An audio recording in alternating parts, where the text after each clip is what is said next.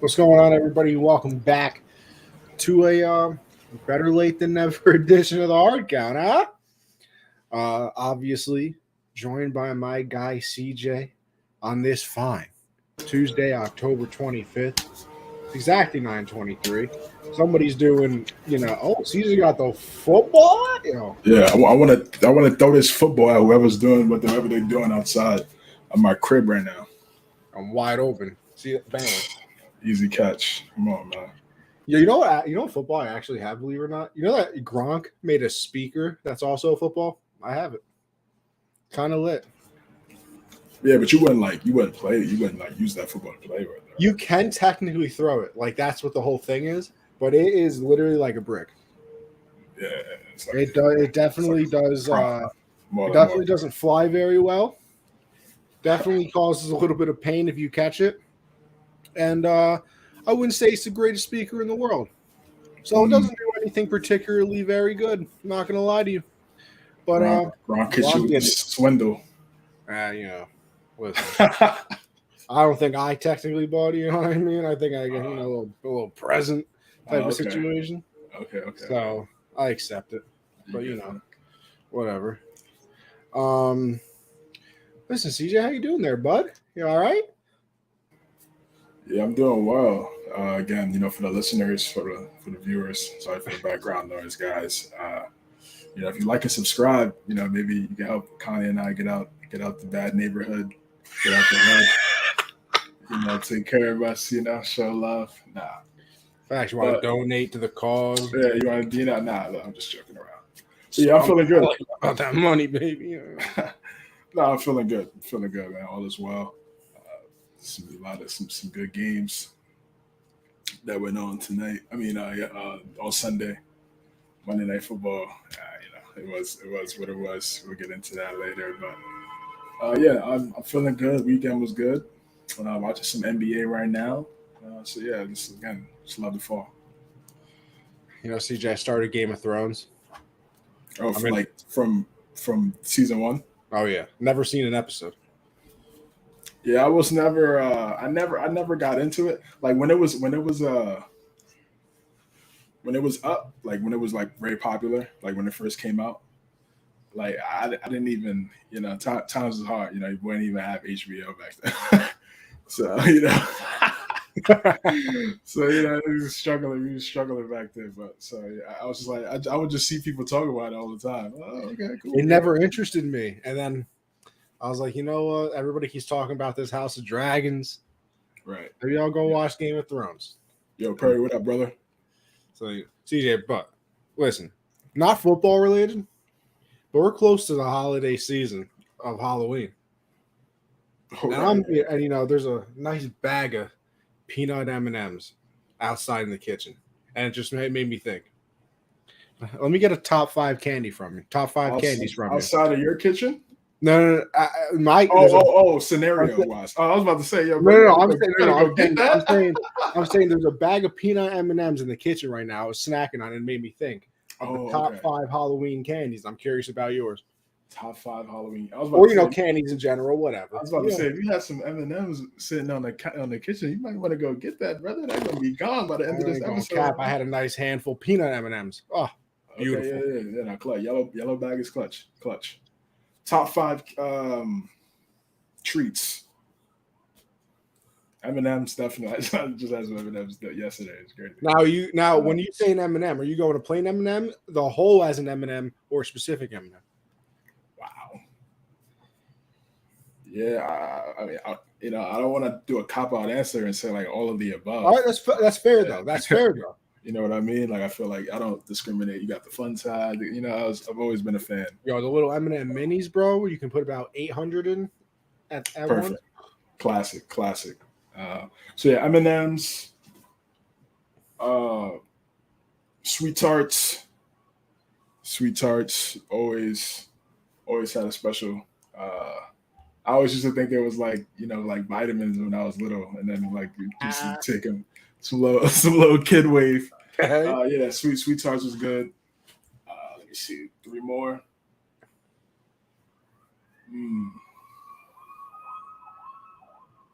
I think ain't gonna lie. I am a fan of a Starburst. Starburst. Give me a pink Starburst. Starburst and Pink Star. let me tell you something. Pink or red, and it's. Bro, I'm not gonna lie. I'm a big fan of the lemon too. Not a lot of people like the yellow. Oh yeah. Yeah. I'm a fan of the whole thing. See, the tropical one. You can take the orange one though. I don't want the orange. You don't want the orange? Okay. I'm good on that. All right. I need two more. Got Sweet Tarts, Starburst, and M&M so far. Let me go. Cookies and cream Hershey's. Okay. White bag. Yes, sir. I know. Yup. Yes, sir. Yes, sir. That's a classic. Classic. And then lastly, it's a movie candy, but I love it, man. The crunch minis, many things crunch when you go to the movies. It's so clutch, bro. Okay. So yeah, that's my top five. That's my top five right there. Okay. What about you?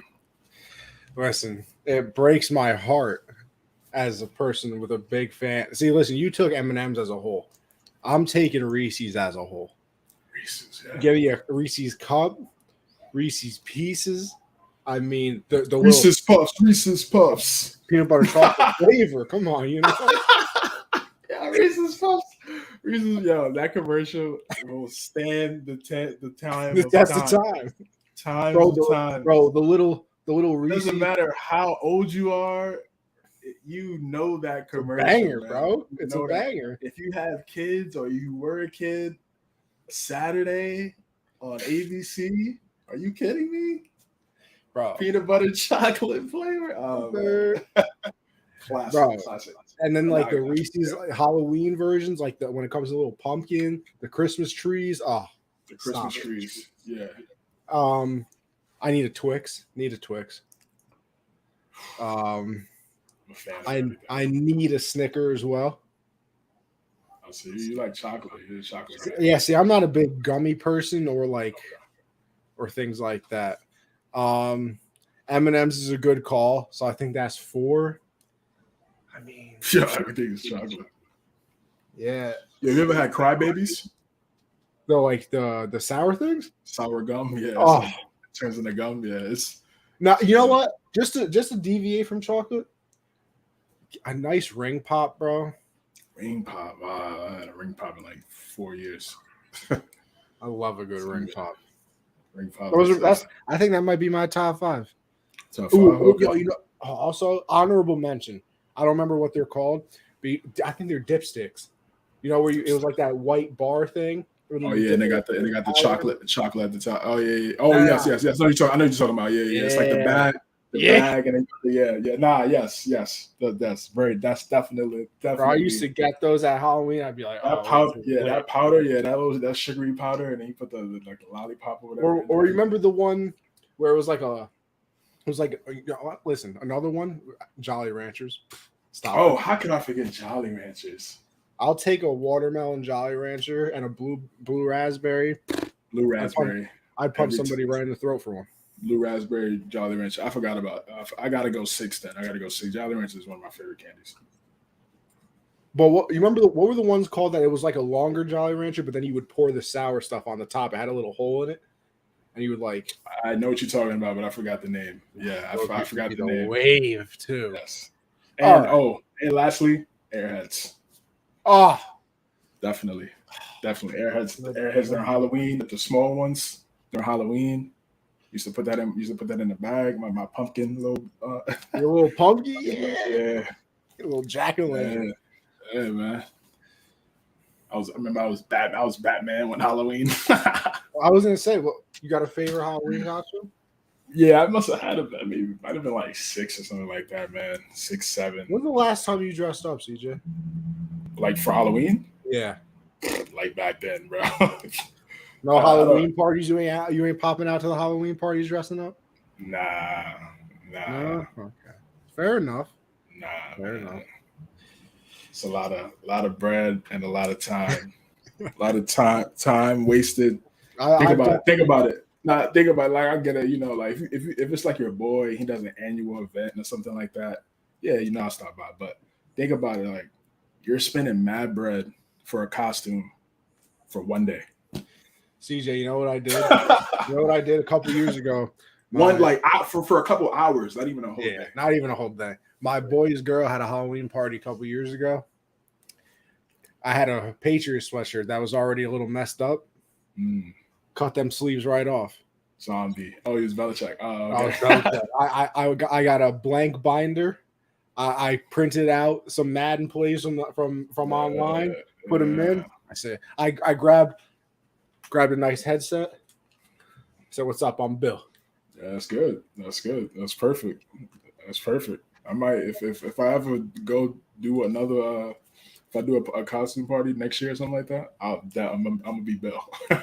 Say no. It's so easy. Just get a hoodie, cut up the sleeves. Off the sleeves. Like I said, the sweatshirt was already on its way out, so it's not like I even ruined a good one. The pocket was falling off. You know, rock some 990s. You know, just easy to be Bill. Pair of sweatpants. Yeah, all right. Sweatpants. We litty. The trip. Listen, it was a very important topic in my eyes. Top 5 candy. I mean, how can you not talk about it during this almost Halloween season?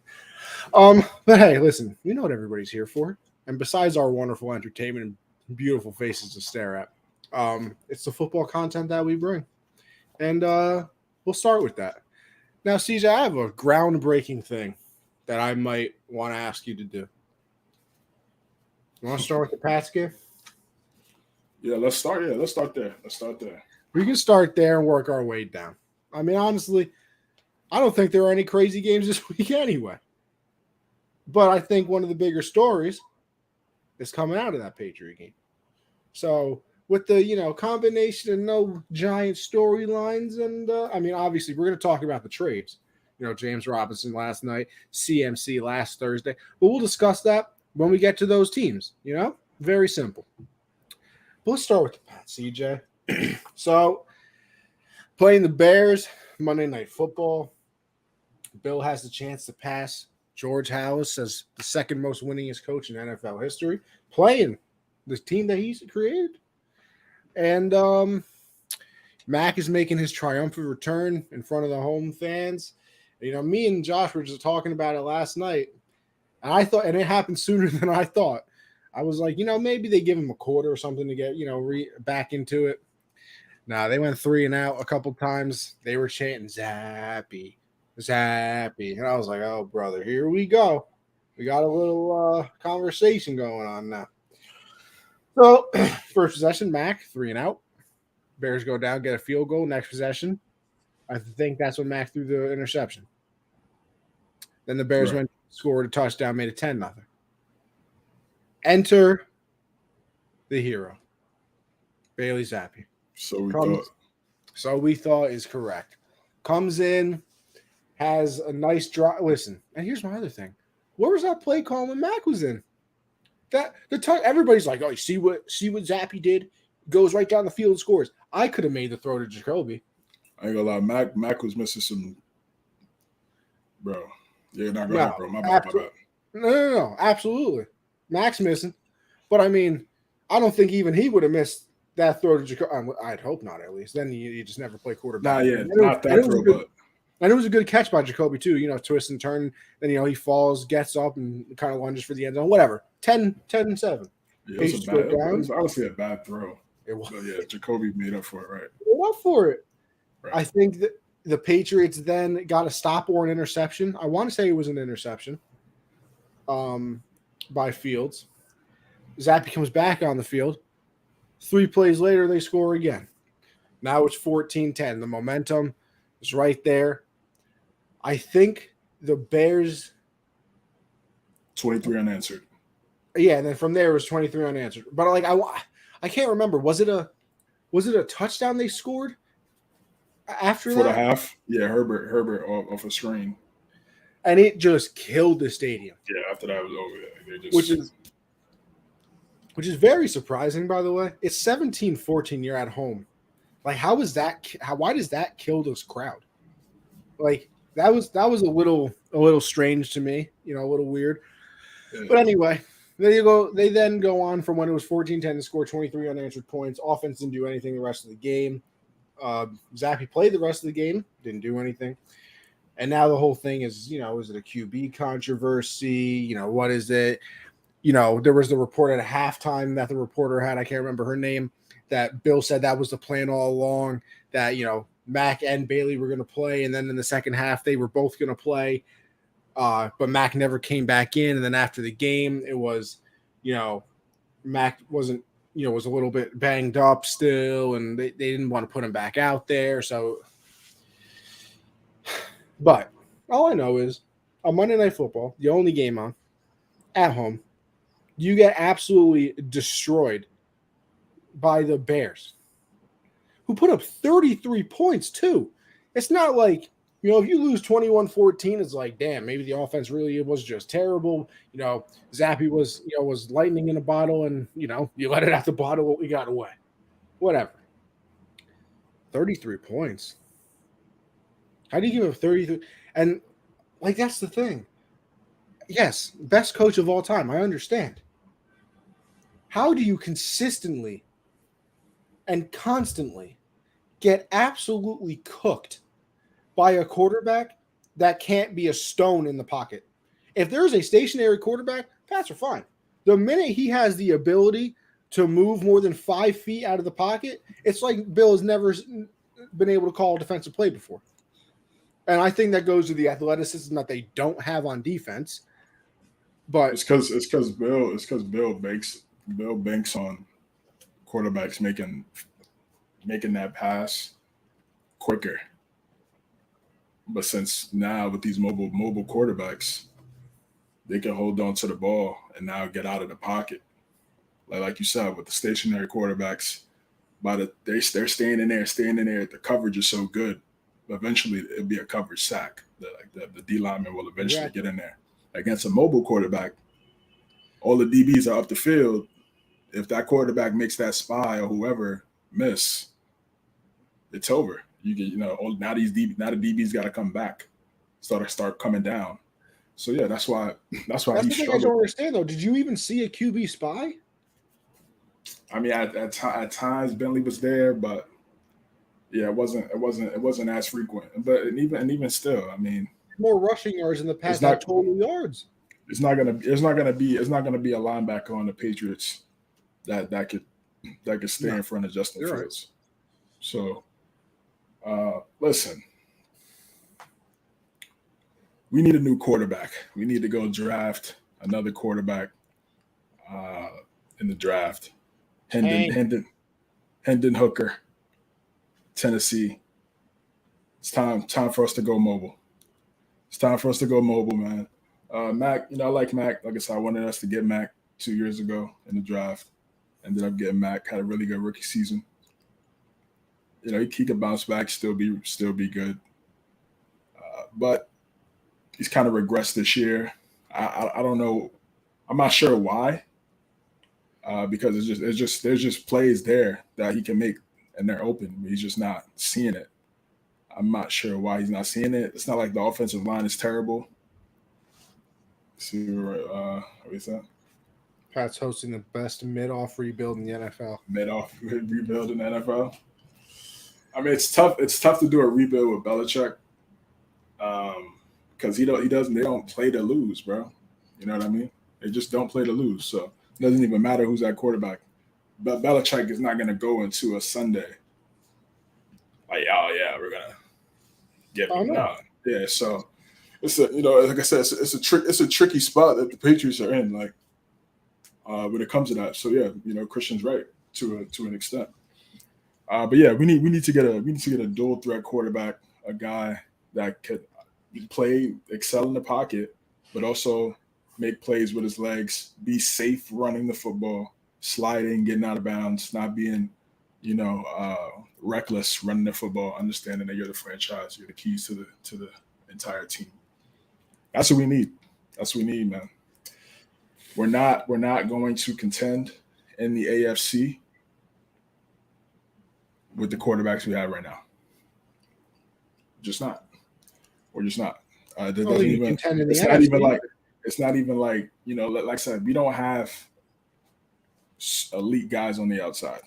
We don't have elite guys. We don't even have like a elite running back crew. Even though I like Stevenson, but he's not. No one considers him Chubb or anybody like that. No. He's not in that tier. Yeah. But I feel like we still have some guys that are good enough for us to be winning something to get more than 14 points in the game, in my opinion.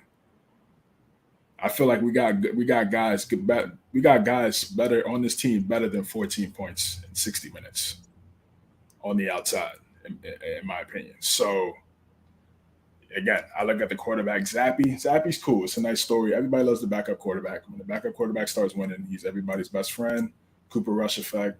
If you watch Blue Mountain State, I mean, it speaks for itself. Star of the show is the backup quarterback. Everybody loves the backup quarterback. But yeah, we need.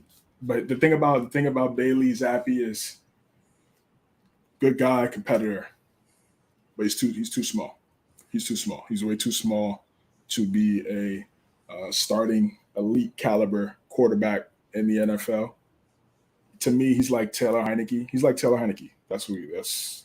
I mean, I know they were number 4, and you know, but that's kind of what he is. You know, shorter guy, can make a couple plays here and there, can make you look like, oh, is this guy a starter? And then, you know, after a couple games, like, oh, no, not really. I think that's what Bailey Zappi is. I could be wrong. He could prove me wrong and become a guy. I doubt it, because he would have beat out Mac in training camp if he was a guy. So, listen, like I said, I'm not a fan of either quarterback that we have right now. So until that changes, man, it's like I said, we're going to get this. We're going to get 1 win here, a loss, 2 wins, 2 L's in a row. Like, this is like Chris is up. It's going to be mid. Yeah, it's going to be mid until we get Hendon Hooker from Tennessee, or Bryce Young, or someone like that, because not a Stroud guy. Bryce won't even be there either. Those guys won't be there by the time we get there. And then it's just sad too, because Bill's not one to trade picks to move up. And man, it is what it is. Like I said, we had 2 decades of a GOAT. Now, you know, we just gotta live with this. And then Justin Fields. Again, shout out to the Bears. Credit to the Bears. They came out on the road. They played a Thursday night football game 10 days ago. They lost that one against the Commanders. They should have easily got that W and beat the Commanders. They just missed out on some throws. The offense was moving. It was moving down the field in that game, but they just couldn't score. They were just settling for field goals. Or they would get close, or a penalty or things like that would impede their way in trying to get into the end zone. So they were actually moving. Their offense was actually moving pretty well in the Commander game. And they just had more time to mesh and gel. Obviously, guys are healthy. You know, that 10 days, it's a lot of days off, you know, to get your body right, get your body together, kind of reset a little quick. It's like a quick buy. It's like a mini buy. So, you know, guys, you know, can take a couple of days off, kind of, you know, reset, you know, get your mind off football real fast, and then come back and collect. It's kind of like a new season. It's kind of like when you come back to the locker room after everybody takes a couple of days off, it's like a new season. You know what I mean? So you're confident and you feel good. Your body's good. So that's what they played like. They play like, and they blast 23 unanswered. I mean, that's remarkable. Justin Fields, again, he made some really good throws. He made some really good throws last night, on the move, unorthodox throws. That play where he got sandwiched. Yeah, he's if he could, what he has to do is well, not him, but like I already said, I'm not going to say anything about building the team, but I'm saying once they do that, they can have a special player. They can have a special player, because he looks like he's improving every year. You know, he's getting better. He's understanding the games. He's getting better each and every game. Because he has the double-edged sword. He has the terrible offensive line and no outside talent. Exactly. So like at least with Burrow last year was, he has no line, but he's throwing to Boyd, Higgins, Jamar Chase. Right. Like, you know, Luck all those years. I mean, terrible offensive line, but T.Y. was a good. Yeah, it was just T.Y. and Doyle. I mean, you could look at honestly, Dak in the beginning, who was he really throwing to? An old Dez? Yeah, Dez. But that offensive line was incredible. They could run the ball well. They could do the play action well because they gave time to do everything. You could sit. Yeah, You they're could running the football. Yeah, they're running football. Everybody was open. It didn't even matter like who they had because and you could build a the house run on that offensive line. You have probably three Hall of Famers on it: Frederick, Smith, and then Zach Martin. That was probably three Hall of Famers on that offensive line. So they were doing whatever they wanted. But like Fields really does have that double-edged sword of like, all right, you're just going to get killed every play, and even if you don't, we get that rare play where we give you some time to throw, you have nobody to throw the ball to. Like Mooney's cool. Yeah, Mooney's good. He could be a solid 2, maybe 3. He's cool. They need a guy, man. They need a guy. They need AJ. Last night, if he had AJ Brown, I heard if he had a little bit more time, N'Keal Harry was open over the middle. Now listen, as a Pats fan, we know N'Keal Harry, brother. That was your saving grace on that play. Yikes, you're in trouble. Yeah, like I said, they need bodies, man. They need bodies. They need a Terrell Owens. They need to get him a TO. That's what they need to do. They need to get him a McCaffrey. Look, you see what John Lynch did for Garoppolo? Here's McCaffrey. What they get Lamar? Deshaun Jackson. Yeah, Deshaun's crazy. I saw that signing and I was like, I mean, he'll break off a 65-yard touchdown pass because that's what he does. Well, the minute he goes to every time he gets signed or traded to a new team, first game he has a 75-yard touchdown, and everybody's like, "Oh, Deshaun Jackson's back!" Like, he's a guy. Like, bro, this is not 10 years ago. Deshaun on the Eagles, that was a guy. Deshaun Jackson on the Eagles was a guy. Not anymore. Yeah, he definitely was a guy.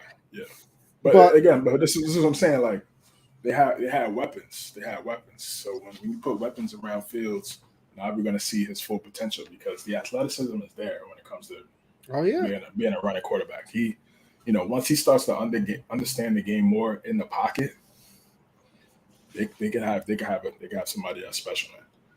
And I low key, I wanted Mac,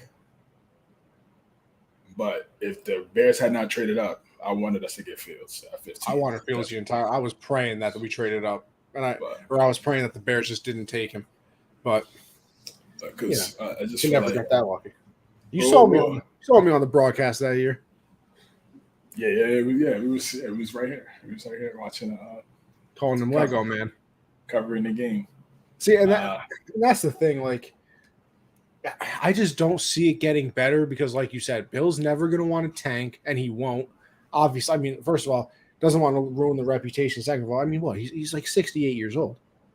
Yeah, not even tank. Just like I know what you mean. Though, but I just want to, just in case. I don't mean 0-17, but like we need a top 5 pick.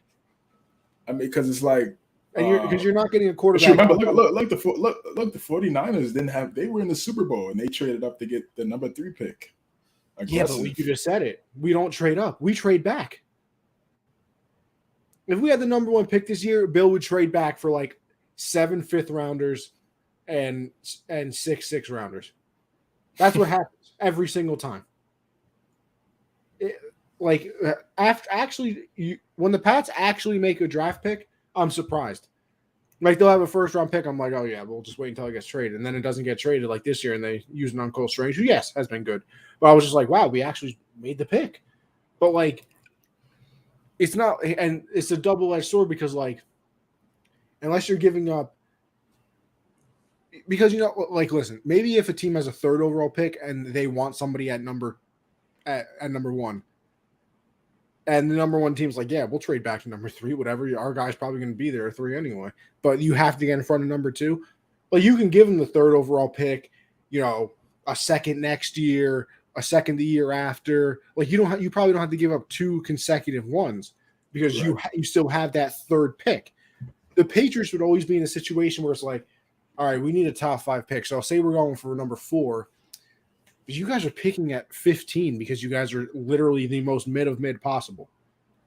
So our guy's not going to be there at 15. So we need your 15, probably need your second rounder. We need a 1 next year as well.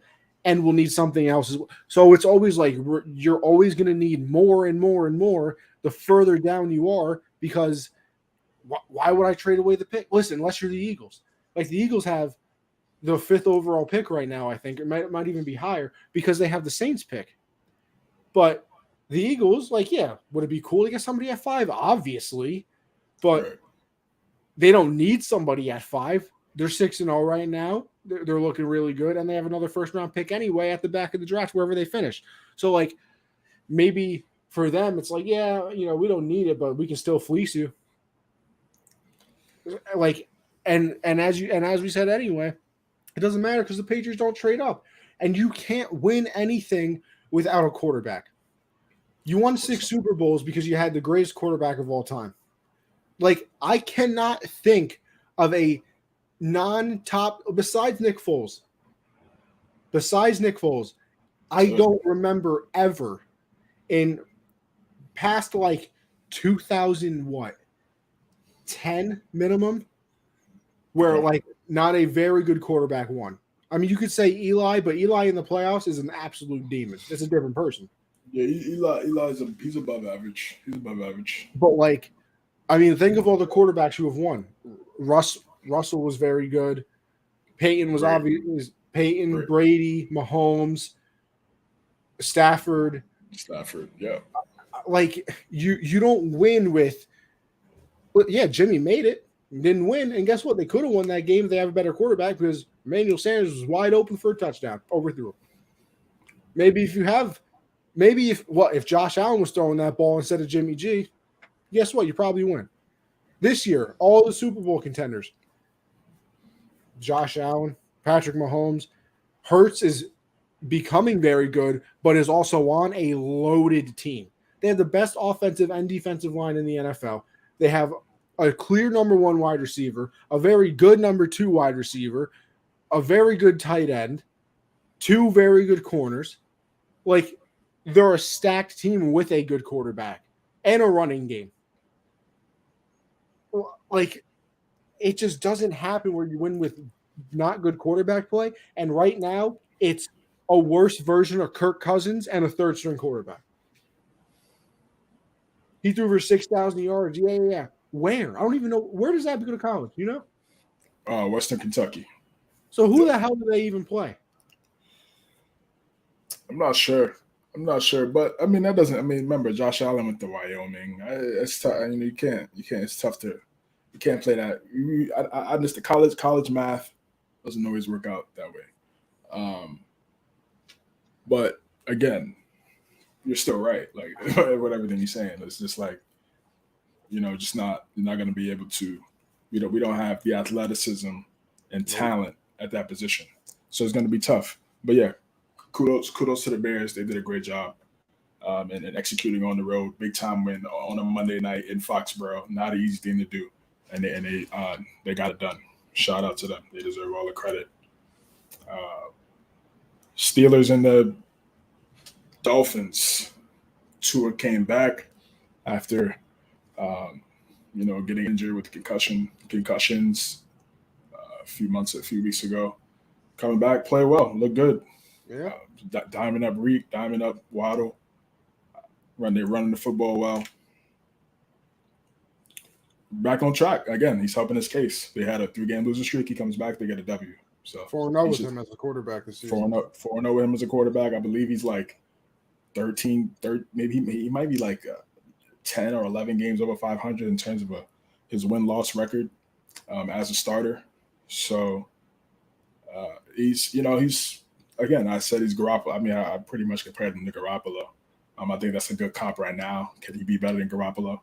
Only time will tell. But I think that's a solid comp for him. He's very accurate. He's a little bit mobile. Obviously, you want him to stay healthy, of course. But when he's in there, they seem to play. They rally behind him. They win these games. The defense did a great job. Then again, it's not T.J. Watt out there, though. You're going up. Yeah, and you're going up against a rookie quarterback, and Kenny Pickett. So they had a field day. I think he has a 2-7 touchdown interception ratio. Not what you want. Yeah, it's rough for him right now. It's early. I mean, he kind of got thrusted in there. They probably thought they probably was going to go with Trubisky a little bit longer, but he just couldn't keep his job long enough. He just wasn't good enough to keep his job long enough. He got thrown into the worst part of the schedule. I told when they brought him in, everybody's like, "Oh, he's going to get a second chance." I'm like, "Second chance? Like what?" I mean, well, you could just tell he's not that good. So. Yeah, but Pickett's going to take some time. It's going to take some time. We'll see. I got to be patient with him. I was patient with Hurts. I was patient with Tua. I was patient with Josh Allen. Patient with Lamar. I was patient with all these young guys. So I can't just say this is what he's going to be. This is what this is what media. This is what they want to do. They want to determine whether they're right or wrong down the road. So they come up with these hot takes. Put the feather in your cap. Yeah, like 6 years ago, I said that player was going to be a steal. I knew he was going to be bad from the first time I saw him on the field. I knew that guy was you know what I'm saying? So it's like they want to be right. But they have a lot of weapons. They got a lot of weapons on that team. He's not deprived of weapons. I'll say that. I mean, he's probably throwing it because he got some talent around him. That's probably why he's throwing all the picks. He's like, Deontay, Chase, George, like it's, and then Najee in the backfield. Like, I mean, if he's not good, then I think we could determine quicker than maybe some of these other younger quarterbacks if he's going to be good, because it's not like he has trash around him, like, and it's not like he's coached. Bad O-line and no run. Yeah, the O-line. That plays hand in hand because of the O-line, right? But Najee's good though. Thank you. I think Najee's good. Their offensive line is just terrible. Yeah. I don't know. Out there. I forgot about Fryermuth as well at tight end. So, did he play in this game? I believe I saw him in a couple highlights. I didn't get to watch this game live because I was doing count the bucket. Yeah, but yeah, good win by the Dolphins, man. You got any thoughts on this one, bro? Yeah. Listen, Tua. Listen, the important thing in any sport is winning. If you can win, you will have a job. We all say Jimmy G is the most mid person ever. He can't do this, can't do that. Guess what? I think Shanahan has like has like a 600 winning percentage with him and is under 500 with every other quarterback. So like if you can win, you have a job. And that's what Tua is doing right now. 4-0 with him as a starter, like you said. What is he, 10 games, like you said, over 500, as a starter, whatever that is. So he's obviously doing the right things to win. And yeah, does it help that they have Waddle? Yeah. Does it help that they have Tyreek Hill? Obviously. It's supposed to help. It's a team. Football is the true team sport. You could have the best quarterback of all time, but if the entire team around him is terrible, the defense can't get a stop, doesn't matter. He's going to run away. Look at Stafford with the Lions. Not the greatest quarterback of all time, but he's very good. Doesn't do anything on the Lions because that team is terrible. Basketball, if you have the best player, LeBron's going to the finals all the time. No, not now. Well, not now, but now he needs a team. But back in the day, but he's not the best player in the league anymore, I don't think. Yeah, it's debatable. Baseball, listen. Mike Trout's been on the Angels his entire career. He's been in the playoff one time. Judge just got swept by the Astros. Exactly. It's different. Football is that team sport, and listen, he's handling it well. You kind of cringe from now on when Tua leaves the pocket, which he did a few times, and was lowering his shoulder to get contact too. And I'm pretty sure pretty much every time he doesn't throw the ball, I cringe, bro. Did you see that he was not out of his hands? I'm like, oh my god. Did you see he apologized for it? Apologize for what? After the game, he apologized for taking contact. He was like, "Yeah, I know. I'm sorry." Because he, bro. Like, I don't want him ever doing that again. Like, if I'm Mike McDaniel, I'm like, check this out. We love you. Listen, you're cleared. You have to go play football. But he's diving in head first. No, that I can agree with. That's not. Yeah, that's the Andrew Luck thing. I listen to Pat all the time talk about it. he was like, and listen, I don't know if anybody ever listened to it besides me. That Luck podcast that they did on him, they talk about it all the time. He just wouldn't slide. Yeah, Like see? they kept telling him like, "Yo, you just got to go down." He's like, "I feel like I'm disrespecting the game by not taking contact." I don't think Tua is in that same category. Tua's not in that same category. Oh, exactly. Tua's not in that same category of like, oh, I have to take the hit. I got to be big macho man. Yeah, he's like, not. all He right, doesn't have the. he's He not. doesn't He's have the not frame. that. But it's like, brother, please slide for your health, for your future, for people that want to watch you play. Like, just slide. It's not difficult. People do it all the time. So he should not be taking I didn't know that contact. about Luck. Oh yeah, that's like one of the big things. I didn't know he said that. I didn't know he said that. He was like, I feel like I'm disrespecting the game and blah blah. And like Pat talks about it all the time too. Like he was like, yo, he just wouldn't slide. That's not. I'm telling you, gotta go listen to that pod, man. That plays a part in his career being short too. It's not just Grigson and all those guys. It's like you gotta be able to you gotta protect yourself, bro. Protect yourself. Yeah, man. Like so, yeah. That when Tua is running in head shots, you're running in head first, and you what are the big shots you see Lamar take? He doesn't. Lamar runs more than anybody. He don't take big shots.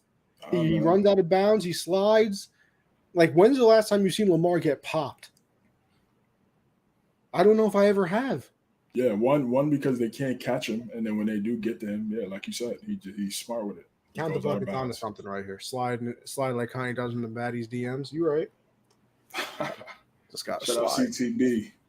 Yes, CTB sir. Space tonight on Twitter. Spaces. Oh yeah. CPB Spaces. Yeah. Say less. We'll have to get out of here before this Warrior game's over. We'd be good. But yeah, like good for Tua. Obviously, listen, the Steelers just aren't very good. Like the whole thing with Mike Tomlin is like he hasn't had a losing season in his career. Buckle up, brother. You're having one this year because they are terrible. Pickett, obviously is brand new, but what's the best friend for a rookie quarterback? Being able to run the ball and having a good tight end. They have the tight end. They can't run the ball if their life depended on it. Braxton Berrios has more rushing touchdowns than Najee Harris does. Braxton Berrios. We knew that quarterback. We knew the offensive line wasn't great. The offensive line wasn't great when Ben was there. And that was but Le'Veon made up for a lot. No. I'm talking about post Le'Veon. Like last year, Le'Veon went to the Jets. Yeah, when Le'Veon was already on the Jets. That's when the offensive line started to deteriorate down. Yeah. Because then remember we were saying like Big Ben, we can't run out the pocket like he used to. That offensive line's collapsing. He can't do the improv plays like we've accustomed to seeing him do. So they got to figure that out. If you want to be a power run football team, isn't it common sense to make sure that offensive line is intact, has less rushing yards than Daniel Dimes. Yeah, Daniel Dimes. Yeah. Daniel Dimes was running for 100 yards last game. Yeah, they gotta pocket here in New York. They gotta get it together. I think this year this is the Cam Newton year. For the Steelers, this is like when New England had Cam that year. It was the year after Brady left. Just figuring out what we're gonna do. Yeah, situation's a little bit different because they have a young guy in there right now, but they're still trying to figure out who he is. And I think right now they're going to be in some games because they still have a really good mindset and their identity is of one that could win you games here and there, but they're just not talented at the right position, just like the Patriots. So that's why they took that out. All right, we got 49ers and the Chiefs. What's your thoughts on this game, bro? I think it was a really good game. I thought the Chiefs were excellent. One of their best games in a while, in a very long time. Everybody ate and had some production in this game, spoiling McCaffrey's 49er debut. What's your thoughts on the game? Yeah, I mean, listen, they just got dominated. The 49ers absolutely got dominated, especially in the second half of that game. Like, it was close going into halftime and everything like that. And then the Chiefs just came out and said, "All right, calm down." Like, it's cute you traded. It's cute you traded for McCaffrey and everything. And honestly, that's the big story that comes out of this game for me. Like, the defense was supposed to, the defense is pretty good for the 49ers. I know that Bosa came back. He was in for this game. But it's hard to play good defense against the Chiefs. We've seen it.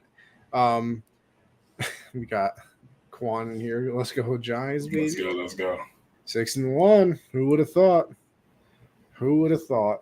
But I told y'all. You did. We're gonna get there. Don't you worry, brother. We all laughed. But yeah, the big thing is that they have McCaffrey now. Obviously the Chiefs looked very good in this game. Like you said, everybody ate. Mahomes looked great. Juju made some nice plays in this game. I think, what was it? No, it wasn't Sky Moore, was it? Who had like 3 touchdowns? Or was it Hardman? McCall Hardman, yes. It was Hardman? Yeah. So Hardman had 3 touchdowns in the game. I think, and it was 2 rushing touchdowns and a receiving touchdown, which is, weird enough. But obviously, a very dominating game by the Chiefs. But like I said, the thing to me is they go out and they make the trade for McCaffrey. The 49ers do. They gave up, I believe, a second, third, fourth, and fifth, I want to say. Second, third, fourth, and a fifth. Yeah. Right. For McCaffrey. And, obviously you saw he was only in for a limited amount of plays. I think the plays still didn't make sense to me. And I said it in the chat. Like, the whole thing with this was like, the play calling is very unique, and, he picked it up pretty well, but like, we're still only going to have a limited amount of plays for him, yada, yada, yada, yada, whatever. The only thing I don't understand is like one example, late in the game, the game, maybe because the game was, no, I wouldn't even say it was over at that point though. But the Chiefs did have a nice lead. When they started giving, when he got the ball? No, it was still not even that. They ran a wheel route. Right. And it was Jeff Wilson as the running back. Jeff Wilson, yeah. Like, why? You have McCaffrey. Like, I understand the whole it's a complex system thing, but he's not a wide receiver. Like, I understand that because, like, the timing has to be correct, and you have to run the route correctly, and you have to know the play call correctly. If it's a zone, you have to sit in this bubble. If it's man, you got to do this, you got to do that. He's a running back. And I hate to dumb it down to, like, the point where I'm going to go right now, but isn't it sort of like, all right, spider, banana, threesome. Hey, McCaffrey, by the way, that's the play call. Don't worry about the name. You're running between the right guard and the right tackle, brother. Oh, okay, cool. Hand the ball off. Or, it's Y trail WZYK.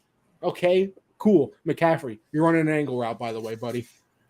Like, it's not that easy. It's not that easy, bro. It's not that easy. Were said on the broadcast that Jimmy G was like, yeah, he might not know the play, but I'm just going to tell him what to do in the huddle. Like, you could have done that way more often in my eyes. Not 30 times, not 25 times. But how many touches did he have? Like 10, like 5, like 6, 7, 8. Yeah. I didn't even expect him to play. To be honest, and then when they said he was active, I was like, oh, okay. I mean, I guess, they were going up against the Chiefs, and, they kind of, they wanted to make it a star-studded event. Obviously, McCaffrey's one of the top guys in the league. I didn't think he was going to play. I was like, okay, they're going to pick him up because at first, originally, they said he wasn't going. Yeah, they said he wasn't going to play, and then he pulled up, and I was like, okay. I was a little weird, so that could have played a factor in it too, in terms of preparation and things like that, because it was kind of flip-flop. But yes. I mean, I understand your point, but it's like what you were saying before you made the other point is exactly what counters the other point you just said.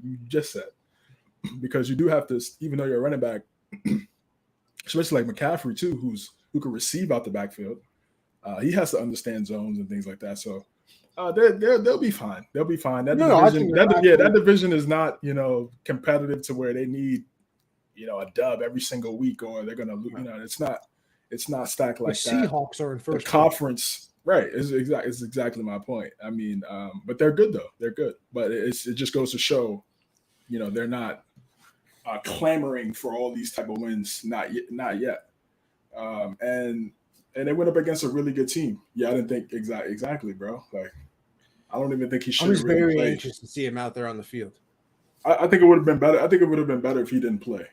It would have been better for my fantasy because I started him instead of Aaron Jones. I ended up losing too, second. 5-2 though. It's okay. 5-2. But yeah, last point for me for this Chiefs game. That was the best game they've played on offense post Tyreek for this Chiefs game. And I know I believe they put up 40 against the Bucs though. They put up 40 against the Bucs. But I feel like in this game everybody ate. Kelsey got some love. McCole Hardman had a hat trick like you just talked about. Juju Smith-Schuster had a touchdown. MVS had a really good play. You have like 3 catches for like 100 and something yards. MVS, right? Yeah. MVS played well. So yeah, I think this was their best game. When it comes to the passing offense, run was solid too. But when it comes to a passing offense, this was the best game for the Chiefs. And it right now it just looks like, during this whole offseason, we and this is why on paper it means like on paper, because we said AFC West stacked, that it's going to be loaded. NFC East is terrible. They're going to be NFC East, NFC least, and both of the West for conference divisions are the best in football.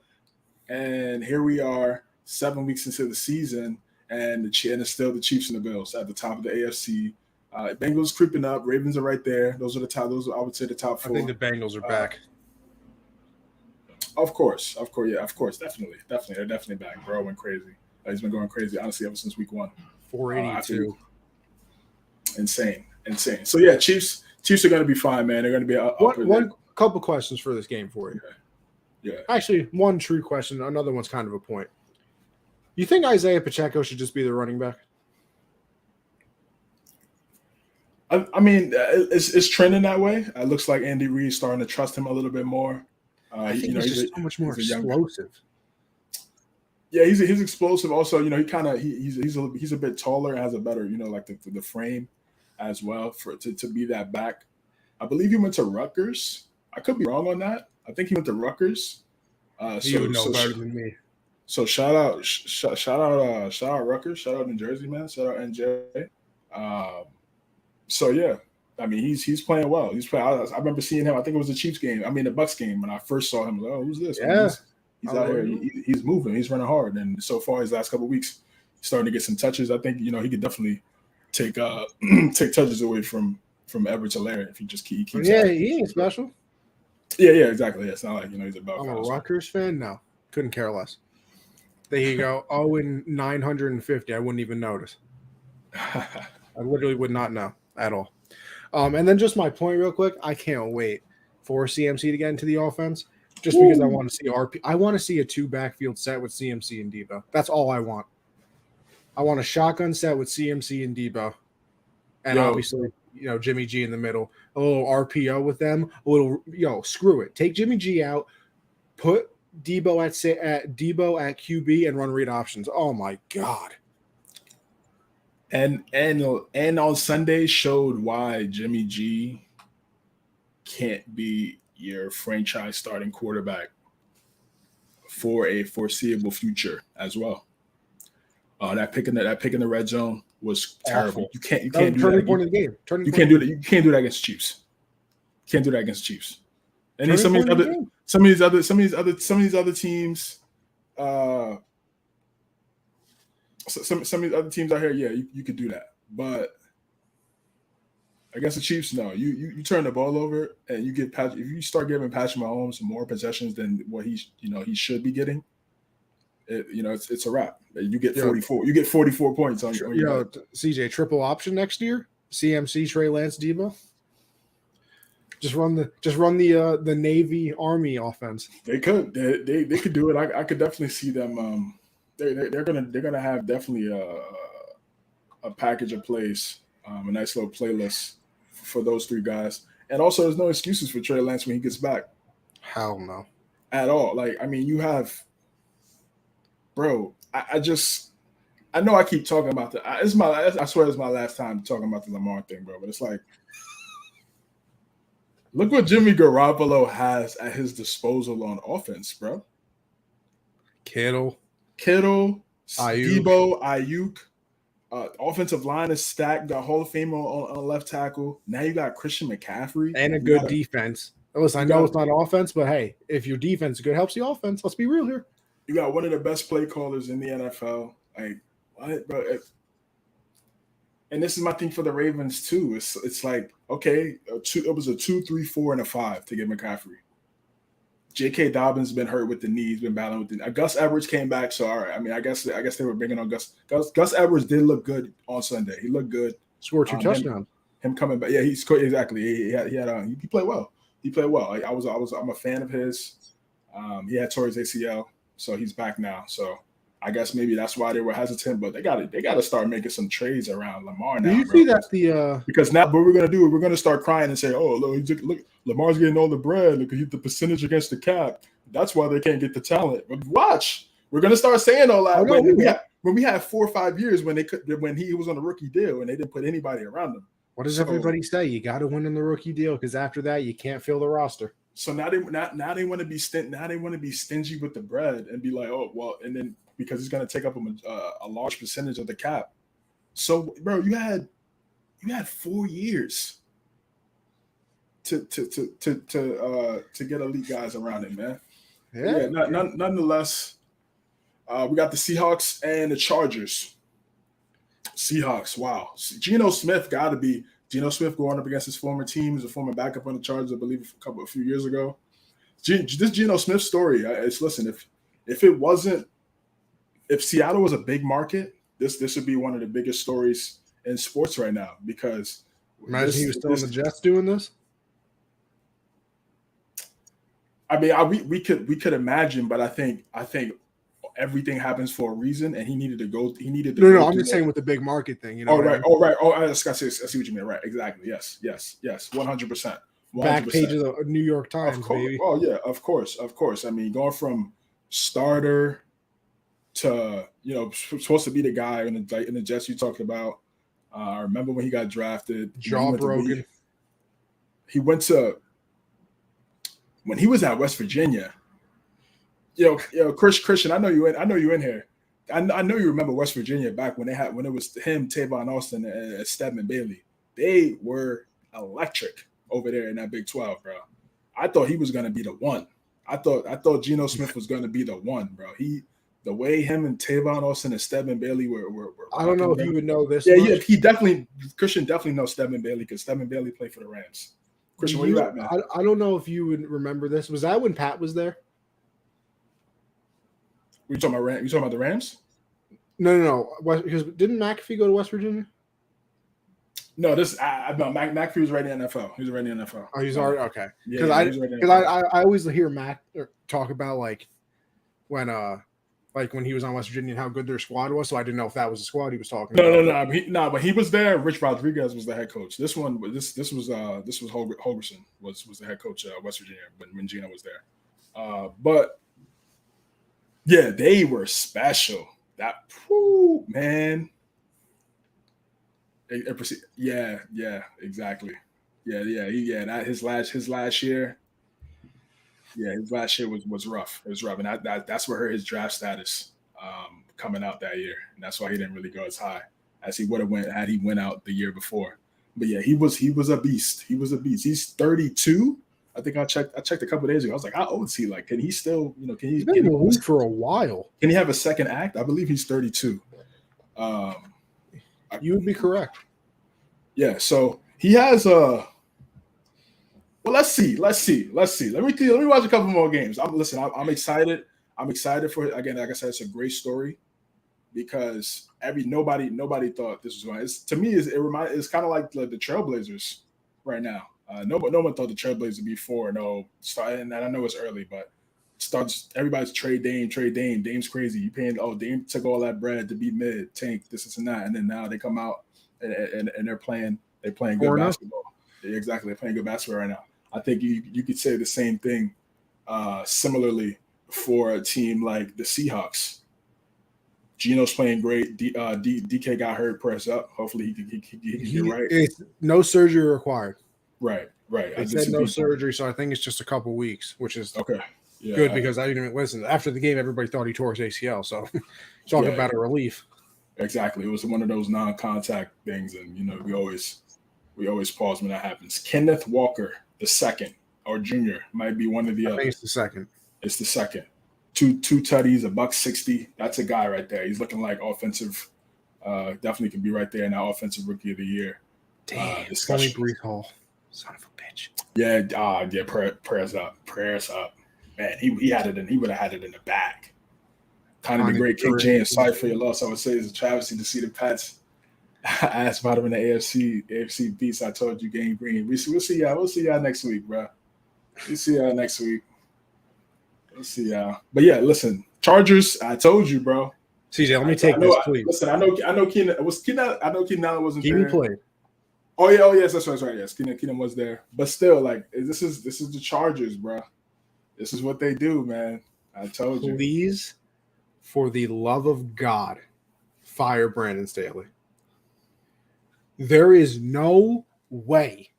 And listen, this kind of goes back to Anthony Lynn too, but hey, guess what? We've seen it with the Giants. You can get wrong coaches more than once in a row. Sure. Now with Dable, look at them. Listen, fire Staley and then take whatever the hell you need and give it to the Saints for Sean Payton. Because he keeps showing up to Charger games, and that's one of the places he said that he would go and coach at. Get this man out of the Fox booth, whatever the hell he's doing.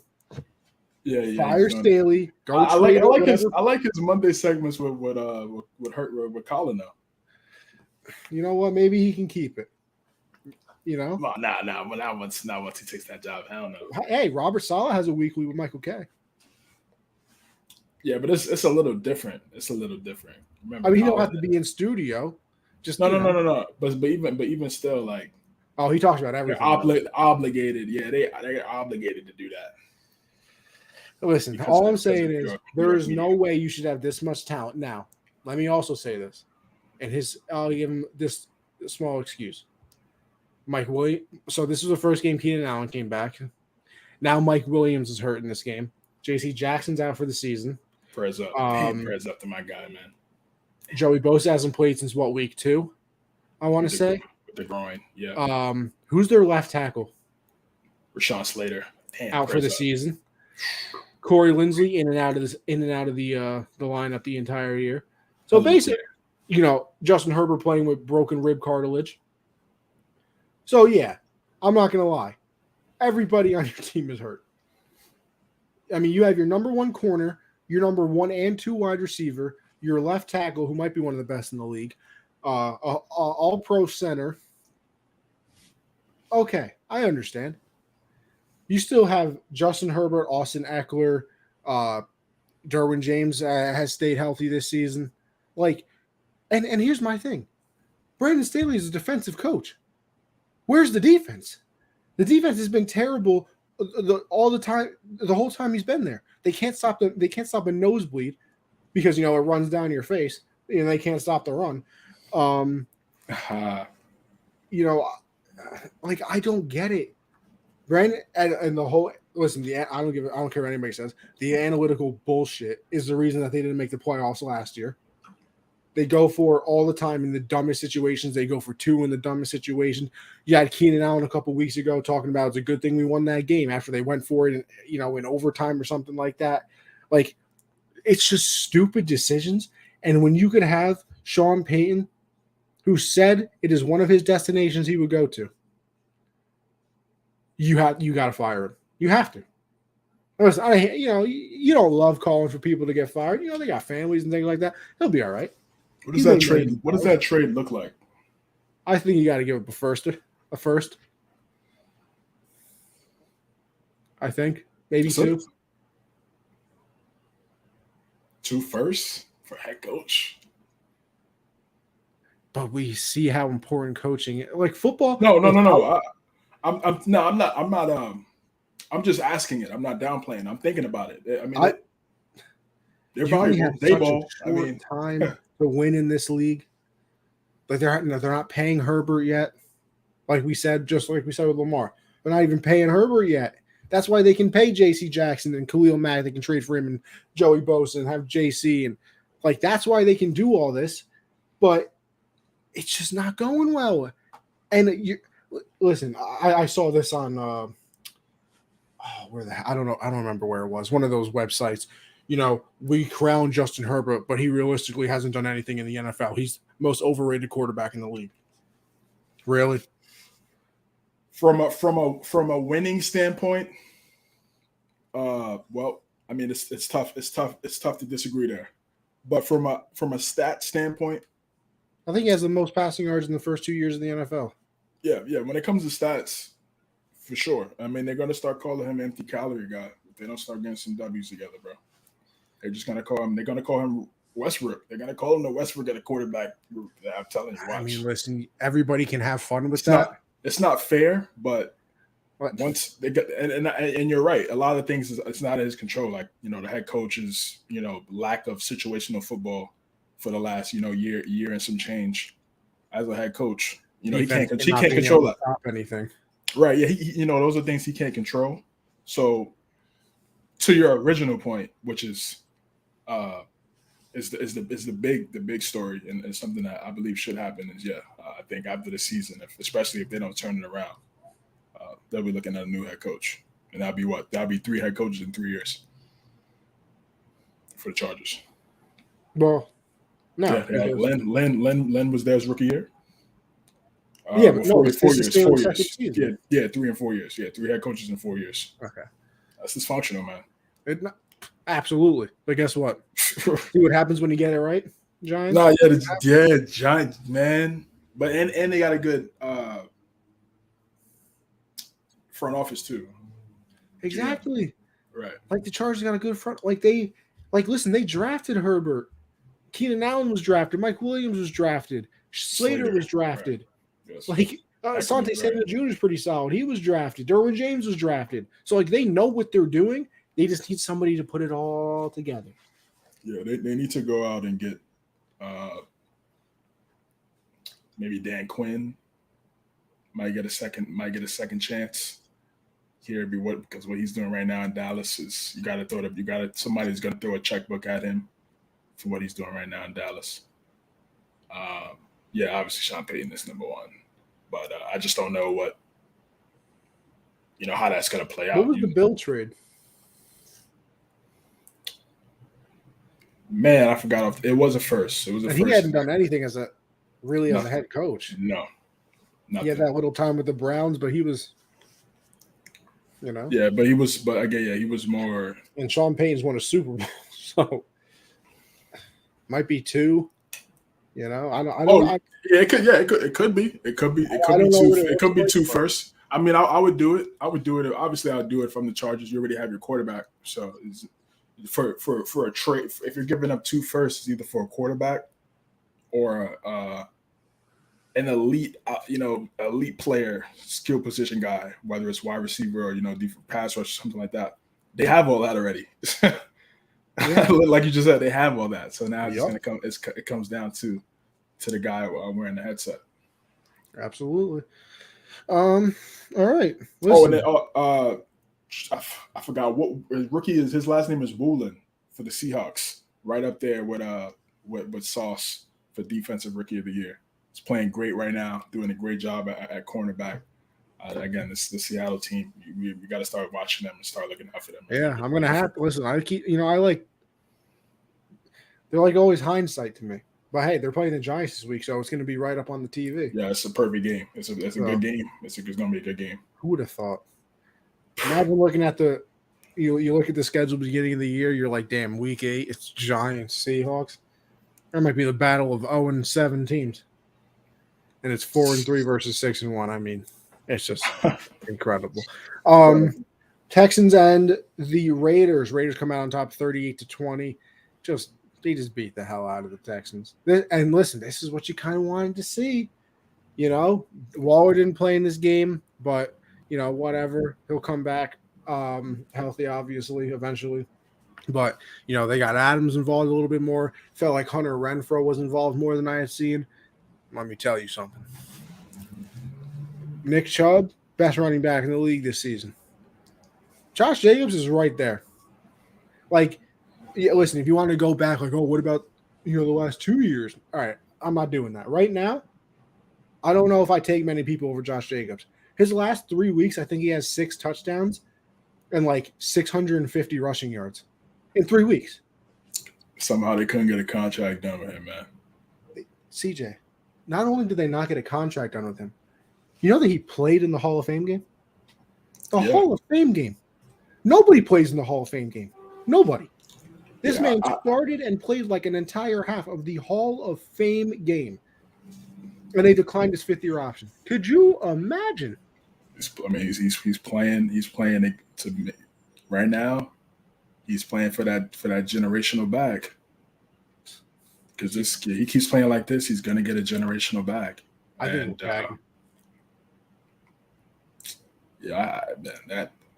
that franchise tag, man.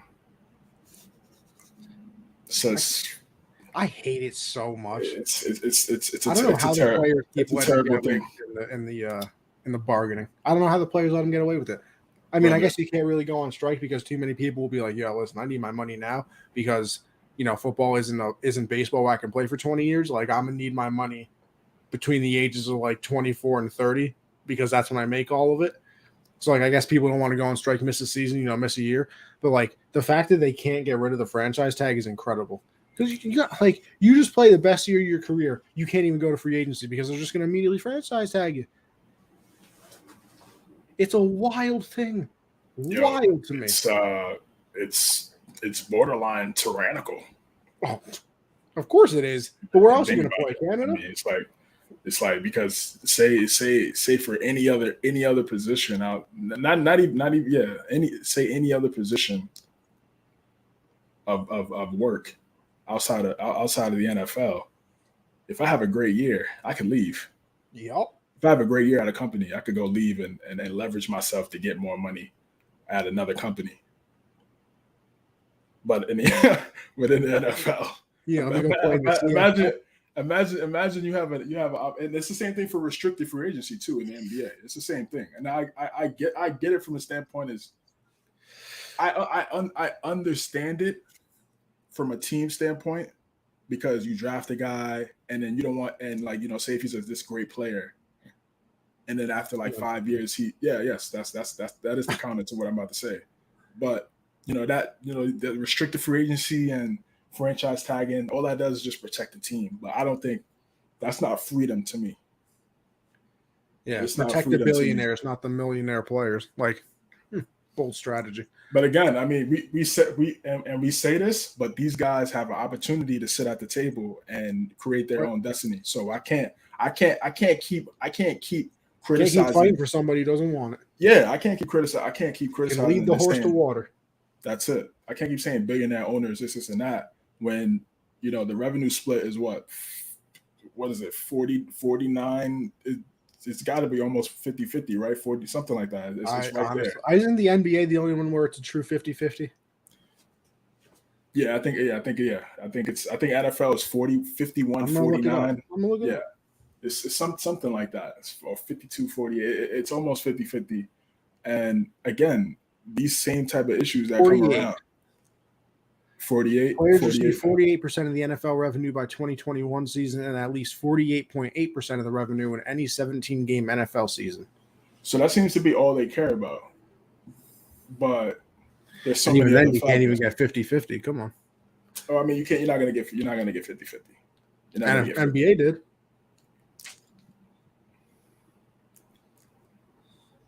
It shouldn't be 50. It shouldn't be 50-50. It shouldn't be 50-50 because it's still the owner. It's still the team. It's still his team. Those players were paying to see them. I ain't paying to see the owner. No, you're not paying to see the owner, but the owner's the person that created everything for you to go see it. Yeah, but listen, if you gotta build the arena. You gotta market the team. Even if they did that, if every NBA player walked down, they filled them with replacements. I ain't watching. So I mean, technically, you could will watch it, bro. You will watch it, bro. You may not watch it for one season, and then they'll do a draft, and then they'll draft people, and then you'll watch it, bro. You're gonna watch it. If they take away the whole team, fans are still gonna watch the team. That's one thing I said. That's the difference between the NFL and the NBA is that fans. Well, honestly, NBA too. I think you follow the player a lot more in the NBA. You can follow, right? I mean, look at the logos. One's a shield, the other is Jerry West. So it just goes to show you what direction. This guy CJ is just way too smart for me. I would have never came up with that. It just tells you their logo. Smartest guy I know. Their logo is telling you what they're all about. But it's the smartest guy I know. Baseball too. Look, it's a player. The logo is a player, and who makes all the money? The players. Yeah. They make a lot of money. They do. NFL, not so much. It's all about the shield. So, yeah. We went on a little tangent there, a good tangent though, talking about the business of the league. Our show, CJ, damn it. Yeah, Raiders did a good job. This was their most impressive win of the season for them, in my opinion. Devontae Adams had it going. I saw he tried to clear away the time. It had me crying. That was hilarious. That was a nice little touch after last week. That was funny. But yeah, good win by the Raiders. And again, if they could string a couple dubs together, they can make some noise because it's not like their division is as competitive as we they're not out. Chiefs aren't undefeated. Exactly. All right, we got Jets Broncos. Brees Hall, prayers up. And Elijah Vera Tucker. Hope he gets Elijah Vera Tucker, prayers up. Man, you got a torn pec, maybe? Want to say? Crazy, man. Get back soon. Both guys. Everybody that got injured this week. Broncos, Russell Wilson wasn't in there. He was out with the hamstring / lat injury with the shoulder situation there. They weren't able to score, but they weren't able to score when Russell Wilson was under center. 14.2 points per game. 14 points per game. Yeah, it's bad. It's bad. Jets took care of business. Not too much to say about this game, guys. No. I was flipping through it. I was watching more of the Giants and the Jaguars on Fox. Torn pec and torn. Woo. Brees Hall tore his ACL and meniscus? That's tough. Nah, that is tough. You hope for an AP-like comeback. Whoa, okay. I don't know how – we should have asked Deepak. I don't know what an ACL recovery is. Because I can't never remember. Is the ACL or the Achilles longer? Achilles is longer. Achilles is longer? ACL used to be 9 to 12. It used to be 9 to 12. It was about 6 I think it's there's been some reports people say 6 to 9. But yeah, I think 9 to 12 for sure. Because you got to get that. You don't want to re-tear that ligament. No. You don't want to re-tear that ligament. Achilles definitely a year, probably more. 18 months. Listen, we talk about coaching a lot, and I mean, obviously, we didn't even bring this up too. The Jets traded for James Robinson. Yes. They gave up a 6th-round conditional pick, which can become a 5th-round pick if he rushes for 600 yards. I don't know if it's 600 yards with the Jets or 600 yards on the season. For the Jets' sake, I would hope it's 600 yards on the season because I think he's already at like 350. So hopefully it's on the season. I mean, I think he would get 600 yards without it just being the Jets or with it just being the Jets. I mean, it's only week 8. Yes, so very possible. Definitely. But I mean, listen, is this a trade the Jets would even make a couple years ago? No. You want to know why? Because they would have been terrible. Listen, we can't. They also didn't have draft picks. Robert Saleh came out and he said, we're going to keep receipts of everybody who's down us, Bob. And we all laughed at him because it was like, all right, bro, you're the Jets. Yeah, what is he supposed to say? I don't know. But, I mean, even then, people got mad at it like, oh, yeah, you're just, it's coach speak and, like, you're blah, blah, whatever. There was some hate on it because he said it on the Michael K show, which I'm an avid listener to, and there are people calling in, yeah, whatever, just win a game, whatever, blah, blah, blah. But you should go out and trade for James Robinson, and I think that does something for the team psyche. And because it's like, damn, we just lost probably our best player on offense. Because let's be honest here. Everybody has high hopes for Zach Wilson and everything. I think he threw for 110 yards. Zach Wilson has not done anything since he came back from the. To me, this is his rookie season because last year was. He played 10 games last year though, didn't he? Yeah, but last year it was so dysfunctional and it was so bad. They had nothing around. They had nothing around him. They didn't have the type of players that they have now, be it draft, be it free agency. So here's my thing. My only thing with that is they have a lot of the same people, but it was Breece Hall that added something, and now he's gone. So I want to see how they respond because last year, listen, he still did have Corey Davis he has this year. He had Elijah Moore, not playing as much this year because he's a little bit in the doghouse, but whatever. He still had those pieces, and now it was Breece Hall that they added. Breece Hall, Sauce Gardner. Big pickup. Yeah, on the defensive side, yeah. On the defensive side, yeah, that's what they play. Yeah, they run the ball and play defense. The Williams brothers, Quentin and Quincy. But I want to see if they can adjust now because now you really show what the coaching is. Your best player on offense just got hurt. Okay, we traded for somebody now. Listen, might there be a little bit of a drop off? Yeah, for sure. But listen, at 5-2, you should go to the playoffs. You're 5-2. If you fall off the cliff now and you don't go to the playoffs, is that not a little bit of a failure? It's week 8. You can't win 4 more games the entire season to get to 9 wins. 9 wins is going to get you into 9 wins gets you into the playoffs in the AFC this season. Because everybody's just mid. Listen, right now we all know it's the Chiefs, Bills, Eagles, and then everybody else is mid 99. It feels the entire league is 4-3. It's going to be tough for them to get that 4 because they haven't played the Bills yet. They haven't played us yet, and they've only played Miami once. CJ, let's be honest here, though. Are we as tough as we think we are? No, I'm not saying those are guaranteed L's for the Jets, but those are still divisional games, and they're not. They're not going to be blowouts. So I'm just saying it's going to be tough for them to. So what? That's 5 games out of the remaining 11? No, not 11. 10? Got 10, yeah, 9, 8. Because I don't think they've had their bye week yet. Yeah, 10. So, I mean, I don't know, 4 more wins. I feel like you gotta get into the playoffs now.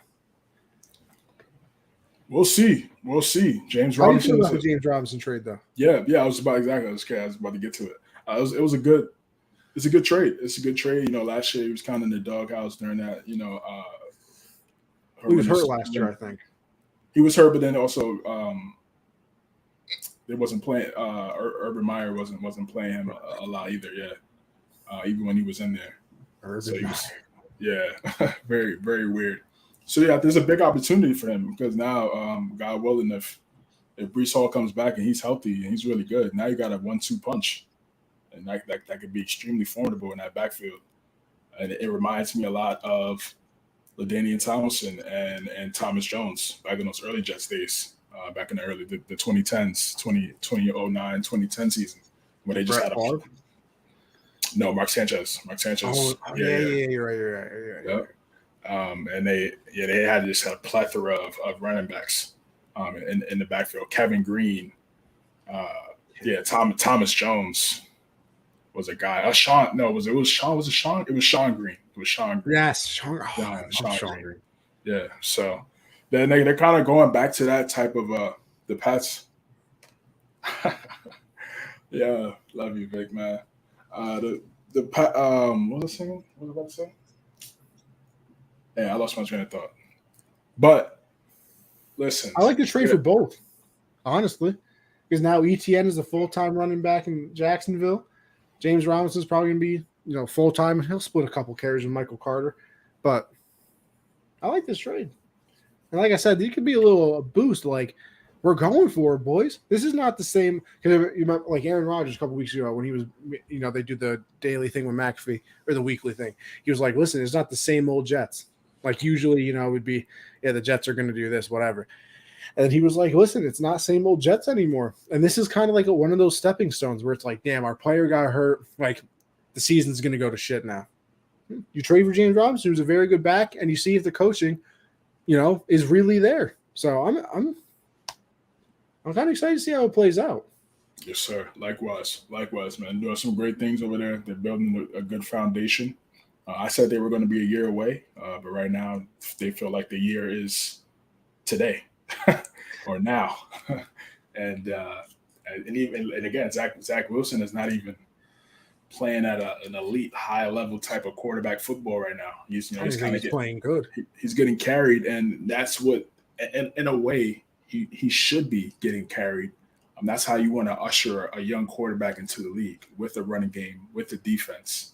You don't want to have him play Superman every single game, a la Herbert with the Chargers.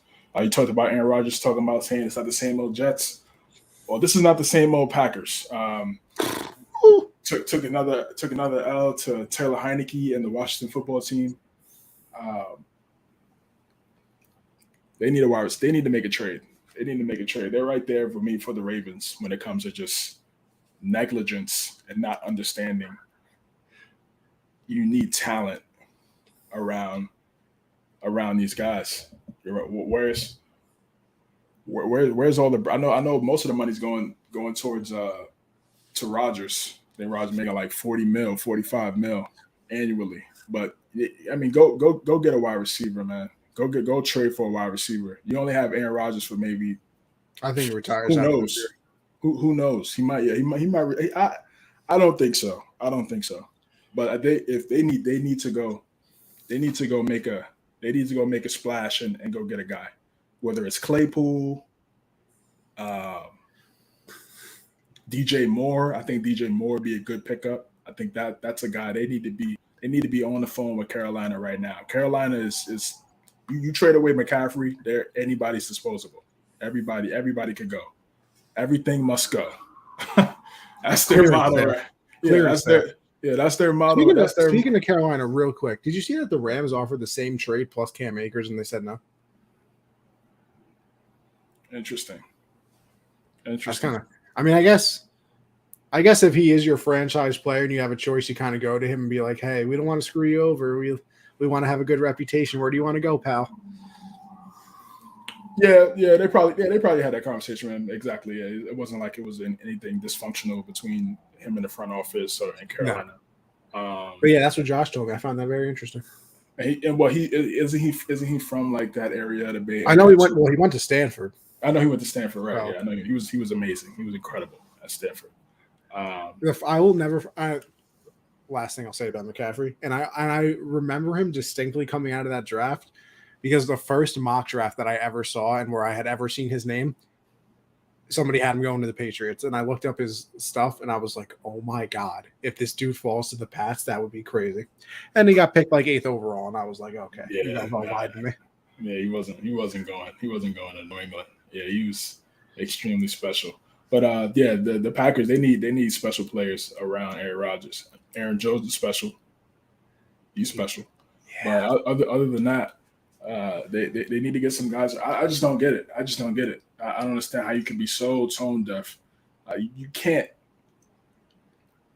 You just can't be like, yo, we're just gonna find another Devontae Adams. Like you just can't do that. Like that's just not. To me, that's not great team building. You got Aaron Rodgers. It's all right. Christian Watson, Sammy Watkins, Romeo Dobbs, Alan Lazard, Randall Cobb. You know who's thrown one touchdown pass in his career to a first-round receiver?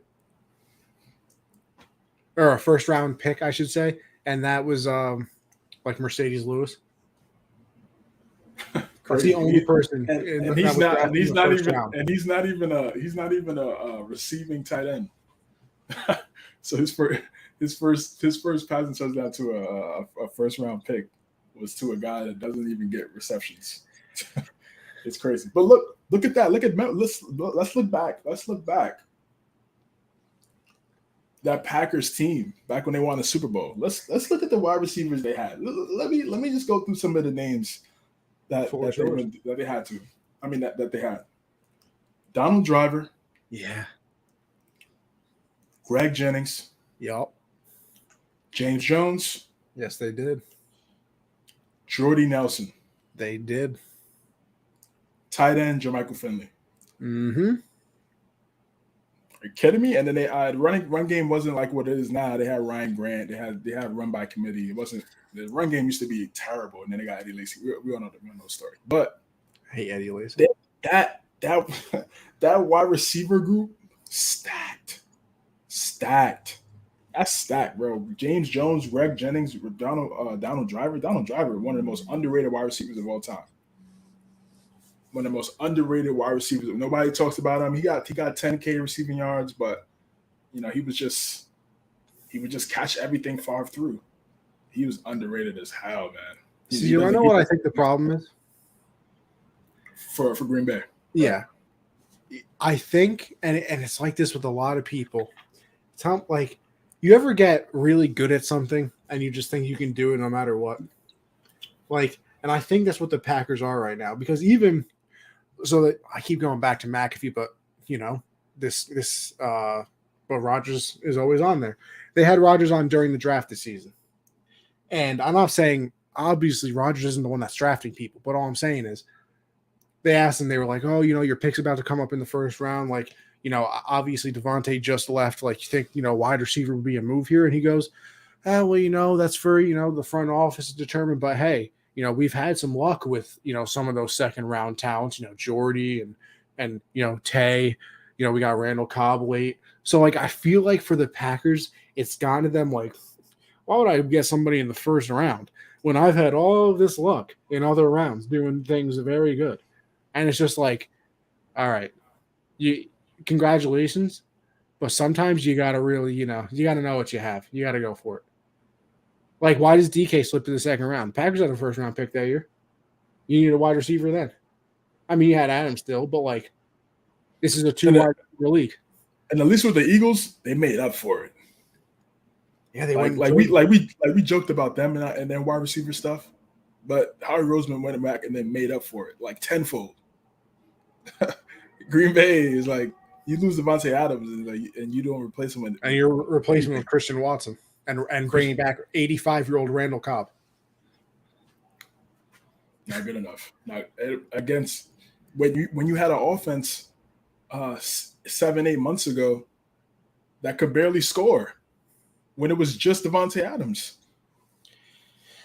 It's I don't know.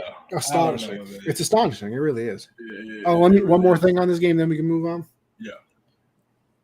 Jair Alexander got cooked all game by Scary Terry.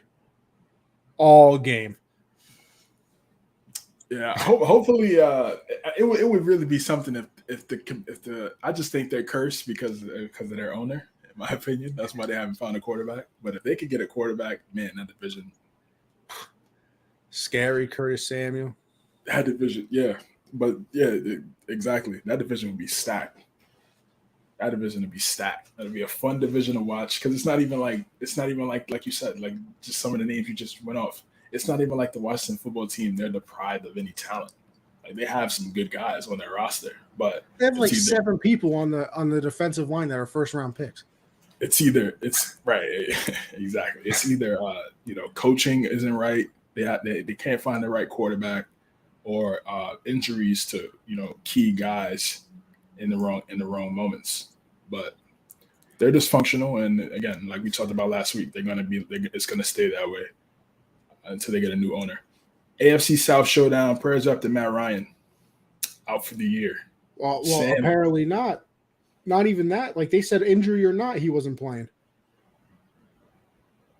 Oh. Yeah, CJ, I don't even blame you because I didn't know that either. The first tweet I saw was that I can't even think of his name now. What's his name? Sam Ellinger. Sam Ellinger was coming in, and the first thing I saw was that Matt Ryan has a grade 2 strain in his shoulder. I was like, oh, so he's going to be in for a little bit. and then he'll come back. The next tweet I see, and I didn't see it for like 4 hours later, is that apparently, regardless of injury designation, he's not starting the rest of the year. This is good. This is great for the Colts. This is great for the Colts, literally. Finally, yes, they can reset and get a quarterback. Try to get a quarterback. Obviously, I'm not saying tank, but they're just not good, so they're just losing already. Losing to a Tennessee team that they don't have a lot of things to be happy about either in terms of their quarterback play. Vrabel's a hell of a coach. Yeah, Vrabel's a great coach. He's coaching these wins right now for the time being until they're able to reset. And their defense is playing excellent as well. And it's always been really good. And it looks like Henry's back. I think the last 3 games he has like 110 yards in each of them. Yes, Henry's back. He's healthy. He looks ready to go.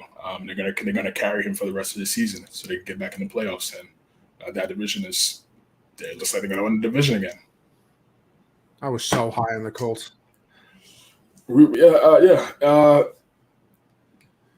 This is it. This is it for Frank Reich. This is it, man. This is it. He went through 4 quarterbacks in his tenure? Wentz, Phillip, Matt, and he was there for luck. He was there for luck. Yeah. You know, they've paid 12 different quarterbacks since he's been the head coach. Jacoby Brissett. Jacoby Brissett was there. Yeah. Jacob Eason, Ellinger, like we just talked about. Some would say it's not what you want. Yeah, it's not what you want. They haven't been able to find a guy. It is so tough. It's so tough to find that guy. It is so tough to find that guy, man. And when a guy like Luck retires in his prime, out of nowhere, it shakes everything up. It shakes your franchise up. At least with Tom and with Big Ben, you could prepare for the blow because you already know. Yeah, this is it. Well, at least we hope for Tom down the road. It's looking closer. It's looking closer to the end. You know what I mean? But at least for Big Ben, like you knew, like all right, this is it. Nope. I mean, the man before they started the season, this man walked away from the team, like retired. The last preseason game. Last preseason game. Wow, that's wild to me. That's kind of wild in the middle of the game. In the middle of the game, insane. He got booed coming off of the field, remember? Yep, I remember that. Wild. So now here's their opportunity to go find a guy in the draft. Go find a quarterback in the draft. Reset, get right. This year, I mean, you could still be competitive and do what you do. They still have talented guys. Defense is still really good. They could maybe Ellinger is that guy. Maybe he's the dude for them. We'll see. I don't know. This is the year of the backup, so a lot of backups are getting love this year and getting a lot of play. But this is a blessing in disguise for the Indianapolis Colts, and I just hope that 1, they get the right head coach, and 2, they could get that right quarterback for their sake. But this is what they needed. They needed this right here because they're going to be mid. They're going to be mid right now. Or they could be terrible right now and just try to. Honestly, I do the latter. Or Sam Ellinger's Brady. Come on, CJ, have some or faith. Sam Ellinger's. I think they're gonna lose a lot of games. I don't think they're gonna be really good. And I think they're gonna position themselves to get one of these top guys in the draft. Hendon Hooker. If they get a guy like Hendon Hooker, changes everything. Him and JT and our RPO, GG's. Yeah, maybe GG's. JT will actually get the ball now. Maybe. Maybe teams will stop loading up the box for the 8, 9, 10 people in the box like it's a goal line play. No, but not even that. CJ, the Colts throw the ball the second most in the league, 67% of the time. And they run the ball the 31st amount of time in the league. So they weren't even running the ball. Yeah, how did you win all those games last year? On the shoulders of Jonathan Taylor, and you're throwing the second most in the league? Yeah, I don't know what's going on. I don't know what's going on over there. with the Colts. I really don't. That's what I'm saying. This is what they need. They need a reset button like this. They need this to kind of get right and figure things out. Like I said, it's gonna be completely clean slate. I don't even know if Ballard makes it through this. I don't think so. He might. I mean, he's drafted pretty well. He's drafted really well. He's made some really good trades. Made some bad ones.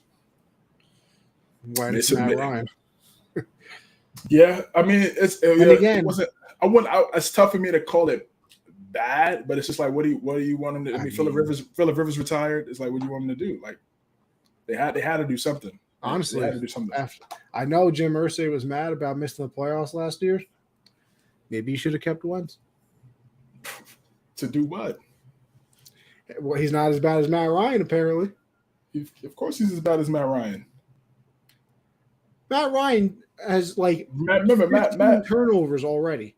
But again, Matt remember, Wentz got there. Wentz had to play the whole season. 26-9. 27. Well, 20. Right. That was the stats. Yeah, but like you just said, he was just handing it off to Jonathan Taylor 30 times a game. We could do that too. Here you go. Yeah, JT. You want the football this time? I got you. Oh, it's a toss? I got you. That's all he did. And then when it was time for him to throw, mid. So that's Carson Wentz for you, bro. That's Carson Wentz. But unfortunate for Matt Ryan, is this the end? I think so. I don't see any other team taking a chance on the guy. Hell of a career. If this is the end. MVP, Super Bowl, got him to a Super Bowl. Hell of a career for that guy. Former number one pick. Great job. Took over for Vic, right? Yeah. He stepped in after the whole situation with Vic happened. Yep, in Virginia, absolutely. All right, another guy that we kind of, we thought, we thought we knew what he was, and now we don't know. Don't do it to me. Danny. Nope. Dimes. Nope. Is he a guy? No. Or is he just a guy? Just a guy. He is just a – listen, I tried. I'm telling you, I'm warning everybody. CJ, this is the greatest coaching I've ever seen. Brian Daboll is the coach of the year by 9 million votes right now. Daniel Jones is he's playing. Wait. Over Sirianni? Yes. Listen, the Eagles made the playoffs last year. They have a better roster. Undefeated, though. Well, listen, if they go 15-2, maybe. But, I mean, the Giants were what? Won 3 games last year? You know that the Giants 13? You know that the Giants don't have a single receiver over 200 receiving yards? Not a single receiver on their roster has over 200 receiving yards yet. They should make a move too. And I saw that. Yeah, I think it was Claypool is one of the people that is supposed to be on their radar. Claypool, and if I'm Saquon, I'm FaceTiming Odell every day. Let's run it back. This is not Dave Gettleman here, brother. This isn't Joe Judge taking a knee in the second quarter. This isn't Joe Judge. This isn't Tom Coughlin. This is Dayball and Sean Rain. We're doing something different. I'm telling you, don't let it fool you. So you're saying he's just a jag. He's just a absolutely. Guy. He's not. You're not winning the Super Bowl with a mid quarterback. This man, Daniel Jones. But how could you call him mid? You just said they don't even have a wide receiver over 200 receiving yards. Who's he throwing the ball to? Because they're playing great defense and running the ball with Saquon very well. Who was he throwing the ball? Right. So you're saying he's just a guy when he can't throw. He's not throwing to anybody. He hasn't thrown to anybody his whole career. Listen, I've been critical of him as well. But my thing was turnovers. He turned the ball over way too much for me. He's not doing that now. He used to have a lot of fumbles in the pocket, not holding on to the football with both hands, just standing in the pocket with one arm looking all dumb, and you got 250-pound linemen running at your neck trying to get that ball out your hands, bro. You better put 2 hands on that football, champ. Crazy. He was wild in his first couple of years, but now, like you said, he's getting coached up, cleaning those things up, and that's what when you don't turn the ball over, your likelihood of winning the game is going to be high. I'm telling you. FYI for teams out there, for teams out there that want to learn how to win. Listen, I'm don't telling turn over you, the football. This is what's going to happen. He's going to lull into everybody to get in a little bit of an extension or something, and then they'll just never be special because they're stuck with him at quarterback. I would tag him. I think they'll tag him. I would tag him and then get a wide receiver or 2 in there and then see what's up. And then after that, if he kicks up, if they get a wide receiver or 2 in there and he has a good season on the tag here, gotta extend him. They both a good season. Once they get weapons, yeah, playoffs, and I need at least almost 4K, huh? Well, they're going to make the playoffs this year, probably. Right, that's what I'm saying. So next year, if you don't make the playoffs with weapons, it's clip. That's what I'm saying. So you tag them. That's what I'm saying. You franchise tag them. Listen, they're gonna franchise tag them, bro. Nah, I get you, bro. It's because we saw 3 years of just sometimes worse than mid. But even again, now, we also had 3 head coaches in those 3 years. He's making a lot of play with the legs. But he's always been athletic. He's athletic as hell, man. He can move. No, he can. But I need a quarterback. Yo, he can move, bro. And teams, they're not game planning like he could run, which is dumb because I was watching. CJ, you know who has? All right, let's play a fun little game. Plays with 10 plus. No, hold on. Rushes of 10 plus yards this season. Who are the top 4? You think? Players or teams? You talking about? Players. Rushes of 10 plus yards. Chubb? He is number 1 on the list, correct. Lamar Jackson. Not on the list. Not on the list. Okay. I think. All right. Daniel Jones is on the list. I guess he's number 4. Crazy. And who's the other 2? I think it's Saquon's 3, Daniel Jones is 4. You might have been right. I think Lamar might have been 2. Okay. I can't. It's either him or Josh Jacobs. I think it's Josh Jacobs though. It could be Josh Jacobs. Yeah, he's out here wilding. Like Daniel Jones, 4th most in the league of 10 plus yards. He had 100 yards rushing last game. Some saying teams they're sleeping on him. They don't think he can run. So he's standing in that pocket and nobody's open. Well, what happens when they start going for it? That's when we're gonna find out. As of right now, it's been working for them. And this is what I mean. And you're saying that's when they game plan for it, and then it just goes back to my point of they don't have any weapons. Who's going to throw the ball to? You can't. What Lamar do without weapons though? He's special. You need a special guy. Not Lamar Jackson. But that's what I'm saying. That's what you need in the league, though. Yep. You need Josh Allen. You need Mahomes. You need Lamar. Those are the quarterbacks that win. But you could win. But you could win with Garoppolo. But do you get to the top? They got to the top. They didn't win. Lost. They didn't. But they got there. But they lost. At the end of the day, you sat at home with 31 other teams. No, they did, but they had a chance, and they had a mid quarterback. So, I mean, again, I'm not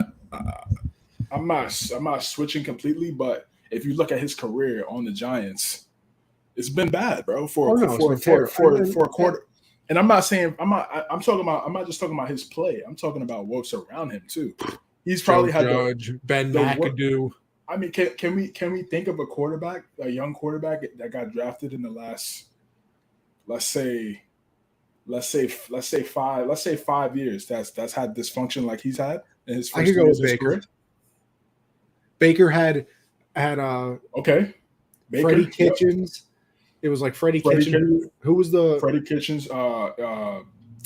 Hugh Jackson. Hugh Jackson. Yes. Freddie Kitchens. And then is that when? But then what happened? And then what happened? Then what did they do? Stefani come? Is it Stefani? Stefanski, yeah. Stefanski. He came in 2 years ago. But then what did they do though? They got Odell. Okay. And they never got better. Right. Okay. And then they got rid of Baker. This is my point. We're on the same track, bro. We're on the same track. We're on the same. I'm saying let's see how he looks with like literal like anybody like on the outside. You just said it's week 8. They don't have one wide receiver with 200 yards receiving. Not one. So I'm saying I can't judge him, bro. I can't just completely say he's gonna be this or that. But now, I can't say I like what I see now that he has structure. I can agree with that. I like what I see. now that he actually has structure and coaching, he looks really good. He does, given the circumstances. Are these games blowout? Are they blowing teams out? No, they're not. Are they coming from behind in some of these situations where they're like down 10? 4 coming from behind victories so far. 4 come from behind victories. Now, that's a tough thing to do, especially again, like what I just said, that them having 0 wide receivers. Like, so they're playing. And then listen, here's my only other thing. Yeah. My only other thing. Week 1, they play the Panthers. We see how bad they are. They lost to the Cowboys, who we think is a good team, right? They win against the Bears, who we don't think are very good, even though they just beat the shit out of the Patriots. They beat the Packers in technically it was a away game, but it was in London, and we see that the Packers aren't very special. It is still the Packers' own Aaron Rodgers. I'll give them that. Then they beat the Ravens, which I'll give them a good win on.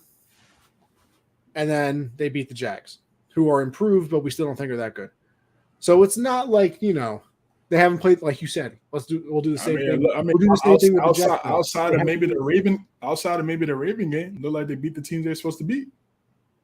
Yeah, but I'm saying, well, let's do the same thing with you did with the Jets. They haven't played the Eagles yet. They've already lost to the Cowboys.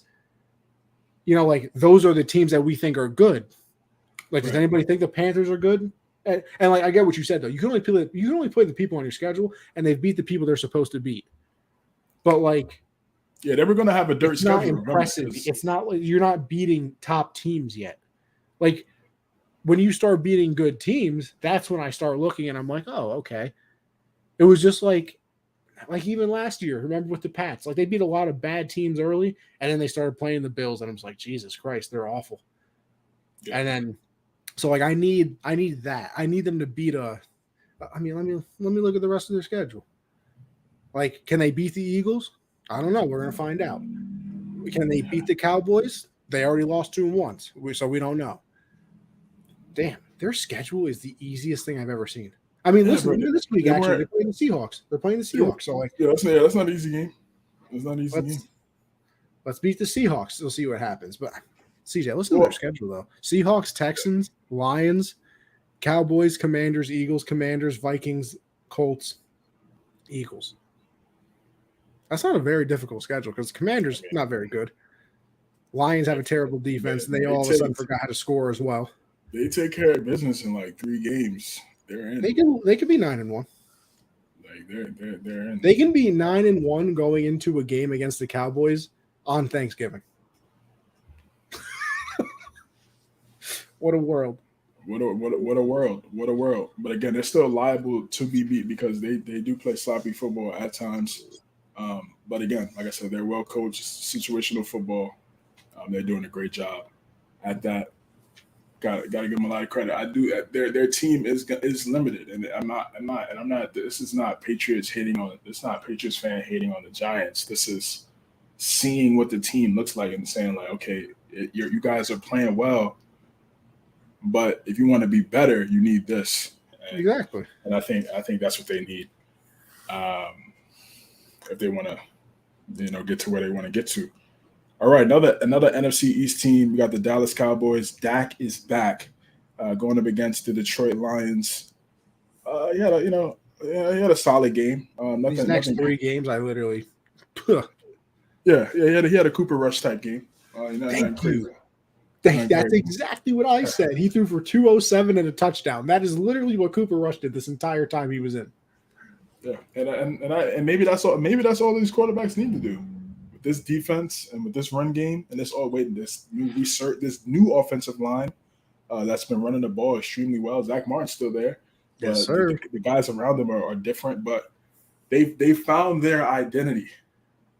That's what the NFL is all about, baby. And once you find your identity, that's like half the battle right there, bro. Yeah. Because once you know what you want to do as a football team, everything else is just now it comes down to the players and executing. That's what it comes down to. Mm-hmm. And this is what they've always been. They when Dak first got there, they ran the football. But now this defense is hilarious. This is the best defense he's had by a mile. And yes, by a mile in his career. They had 5 turnovers and 5 sacks on Sunday. What? Special. So Dak is gonna have to make a couple big time plays in games when it matters against a certain team. And if he doesn't make those plays, and he's going up against a good team, more times than not, that good team that they're going up against also has a really good quarterback. And if that quarterback make those plays, they're going to lose. So Dak is better than Cooper Rush, but Dak needs to take his game to another level, especially when they go up against some of these upper echelon teams, because you just look at his record. Everybody splits his record into 2, and it looks bad when you look at what his record is against teams above 500 and what his record is against teams below 500. So that's everything that we have to show for. So he needs to right that wrong. Now, like right now, he needs to start righting that wrong this season, going into the playoffs, because you don't want to have that stigma as a quarterback. Like, you can only beat bad teams, you can't beat good teams. You don't want that narrative over your head. And right now he's at the top of that narrative, and he has an opportunity to shake that, especially this year with him coming back, him getting hurt, him coming back, and they could do something special this season. But they got to be able to. He has to be able to play better. He has to play better.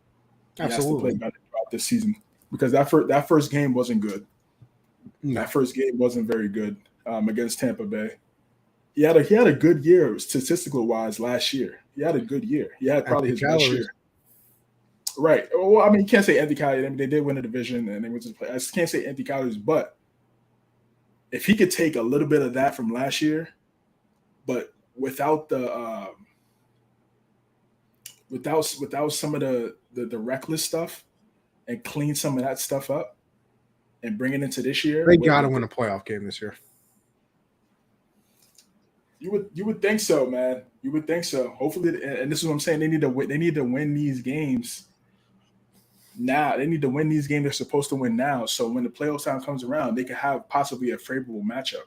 Because the NFC right now, when it comes to quarterback play, isn't very good. Brady isn't playing well. Stafford's been okay. Rodgers isn't very good. Garoppolo's mid. Daniel Jones limited. Give an unpopular opinion on the Patriots, if you may. You may do whatever. Of course. You could go right ahead, man. Appreciate you stopping by. But yeah, good win for not too much on this game, man. Good win for Dallas and the Lions. No, they're kind of trending back to where they used to be after some inspiring weeks post Hard Knocks. Sad times. Listen, CJ, I don't know about you. Jameson Williams though coming back this season. True. Fantasy. Listen, 35-17. I don't got much to say about Bengals Falcons. I mean, the Bengals just smacked them. Joe Burrow, I think 481, 4 total touchdowns. Jamar had 2 touchdowns in the game. I think Boyd scored a touchdown. I mean, you want to talk about a beatdown? Unbelievable. This was the old Bengals. This was the Bengals of last year, and the Bengals we were waiting to see this entire season, and they did it. Yes, that's exactly what they did. This was their this is who we are game for Cincinnati,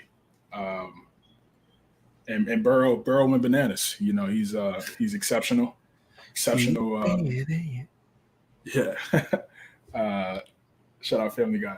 And then he's just electric, man. If he gets time in that pocket, he's gonna dot Higgins, Boyd, and Chase, and all those guys went crazy on Sunday. I believe Chase had a $160 with 2 tuds. Boyd had a good game. Ice Cold Joe, he's on another level. Yeah, he's definitely on another level. They're right there in that division. They gotta beat Baltimore when it matters their next game, because right now they're down to Baltimore in that division right now. But yeah, great win. Looks like the offensive line is starting to kick up and play better and start to gel, which is obviously the most important thing for this team. And yeah, great win by the Bengals. Falcons had a lot of injuries, and we know what their season is. This game, man, wow. Bucks and the Panthers. What's going on in Tampa Bay? Nothing, apparently. PJ Walker goes crazy. Has a solid, a really solid game against a really good defense in Tampa Bay.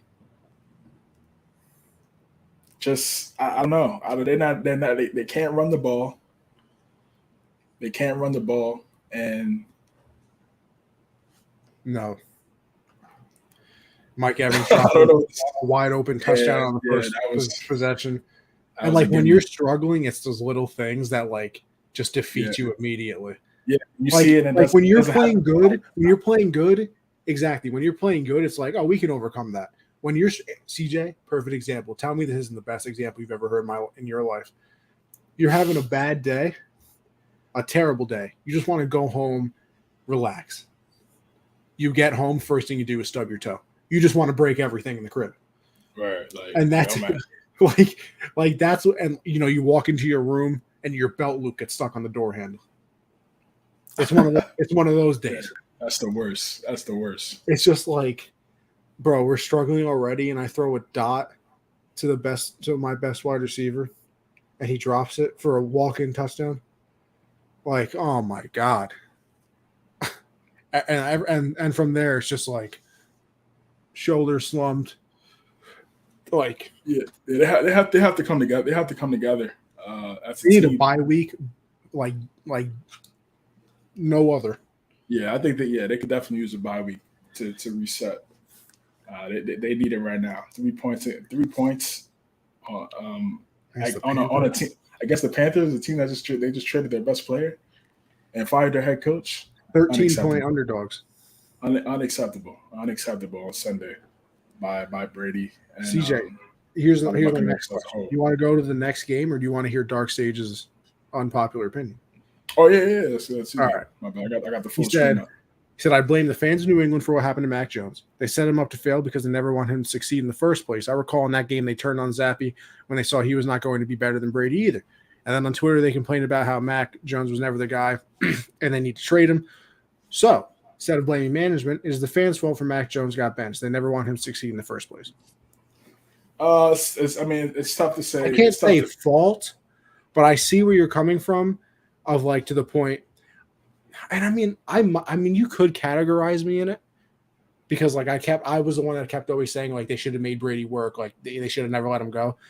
That like, I guess I didn't want Mac to succeed, but I don't think but I feel like that's wrong though, because I don't feel like any fan of a team doesn't want their quarterback to succeed, because then you know your team isn't going to succeed.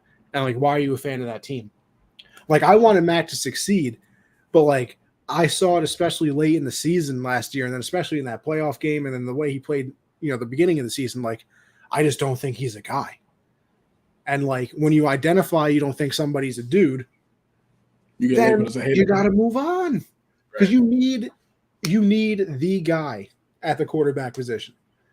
And then for Zappy, I was like, listen, it's cool what he's done so far, but like, can he do it for more than, a game where he was brought in that nobody thought he was going to play, and then, nobody has tape on him. So the first couple of games, he looks good. And I mean, then this one, he throws a touchdown pass. That was cool. But then like after that, everything just stalled.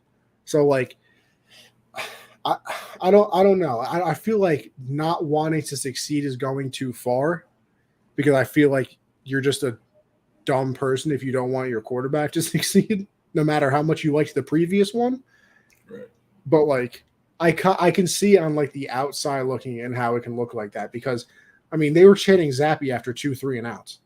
Like it's the dude's first game back. Like can he get warmed up again? Like I knew it was gonna happen. I knew. Oh no, I did too. I mean, again, it's like he blamed the fans. I mean, what is he? So like you're blaming the fans, saying like this is bad luck because the fans are a certain way because we know because they didn't want him to succeed in the first place. But I mean, we don't. Last year, a lot of Patriot fans were high on Mac, especially during that 7-game win streak. They went to the playoffs his rookie year. But I mean, I was high. I'm still high on him. I just know he's not to the level of some of the other guys we just talked about. You know, I still want him to be successful. That's what I mean when I say I'm still high on him. But it's not like. But I know he's not Lamar or Burrow, Allen, Mahomes. Like he's never gonna like. I mean, I don't want to say never, but I just don't see him being on the level of those guys, and those are the people he's gonna have to compete with for the next decade. So. Like that's my other thing though. Like even if the fans don't want to succeed, like we're not the ones that control the roster. And I blame the roster for not succeeding more than anything else. Like it's like, bro, you have 2 tight ends that have done nothing. You have no name wide receivers besides Myers. Parker's been cool the last couple of games. Kendrick Bourne was probably the best one last year. He can't get on the field. Like I blame the roster more than I blame anybody else as a Patriot fan. This year, not so much. This year, the roster's calm. It's not great. It's not Super Bowl. I mean, then again, we've never really had what you put on paper as championship contending roster when it comes to New England. But here's I agree with that. But I'll say this: at least we always had Gronk, who was always the best tight end, and then like. CJ, don't get like Edelman's better than every wide receiver on this team. Yes, yeah, he is. He is. Of course, he is. So like, at least it was still like you had a great tight end, and then like a very good wide receiver. Like we have 2 below average tight ends, and 0 very good wide receivers. Jacoby's good. Take what I throw it, man. Now it's like. I'm right with you, bro. You know. You cannot have it both ways. Mac is either the guy or he is not. I know he is not Brady and will never live up to that. At best, I feel like he's a Bledsoe type, but the fact that you boo him and then complain he stalls out drives, he cannot throw, that is what I take issue with. And yes, some fans said that on Twitter. I mean, listen, fans are going to say whatever, though. He stalls out, he cannot throw. I mean, listen, it was going to happen. I mean, you could say. I mean, what you're saying is right, but it's going to happen because again, Zappy just won 2 games in a row as a starter. So once Matt comes back, yeah, it's going to be a lot of pressure for him to play well. And if not, they're going to call for Zappy to come in there because Zappy just won 2 games in a row where we thought the season was going to be a bust.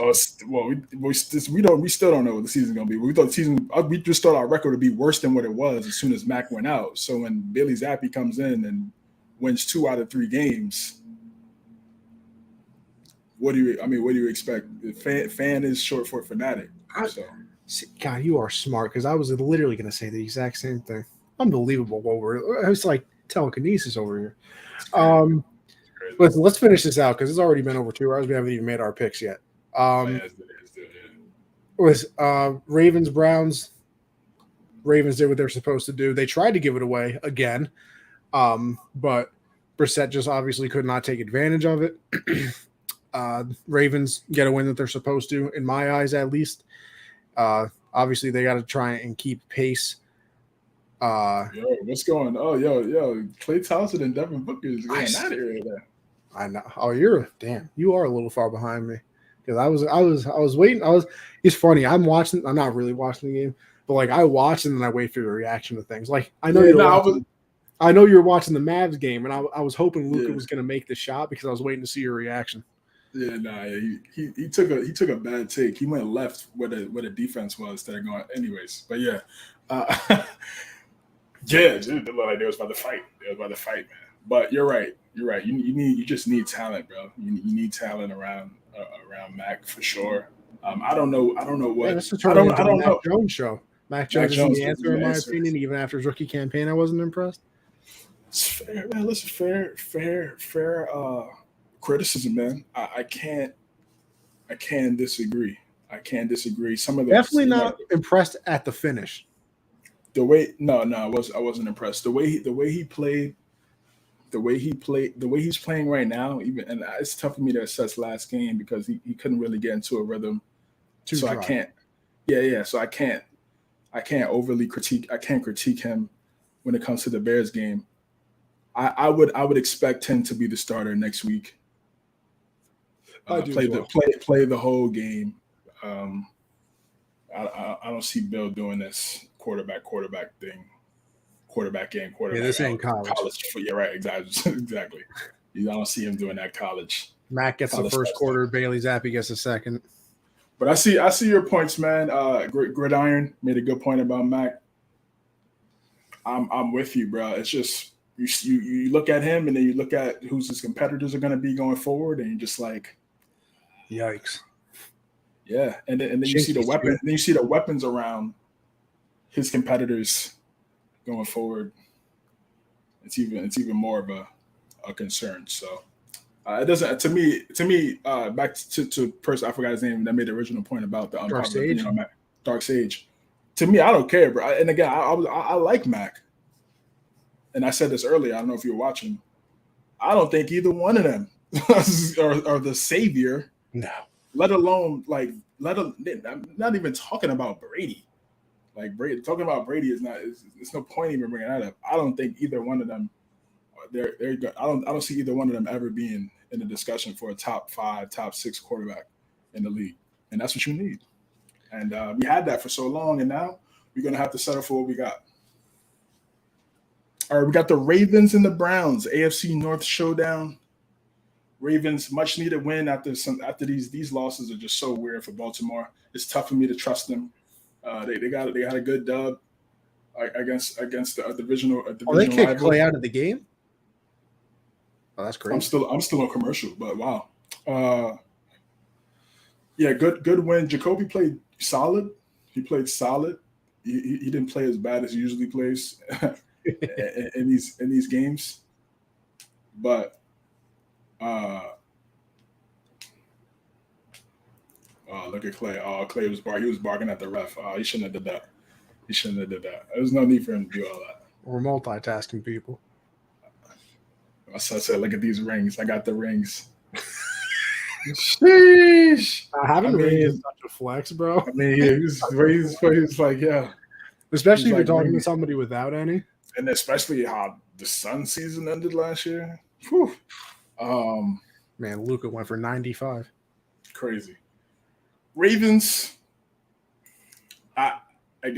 It's just tough for me to trust them, bro. I trust Lamar, but I can't trust the team all the way because they just have these runs where they're just not able to get it going and keep it consistent throughout the whole game. They'll play great in the first half, and then the second half, they get flustered, they get rattled.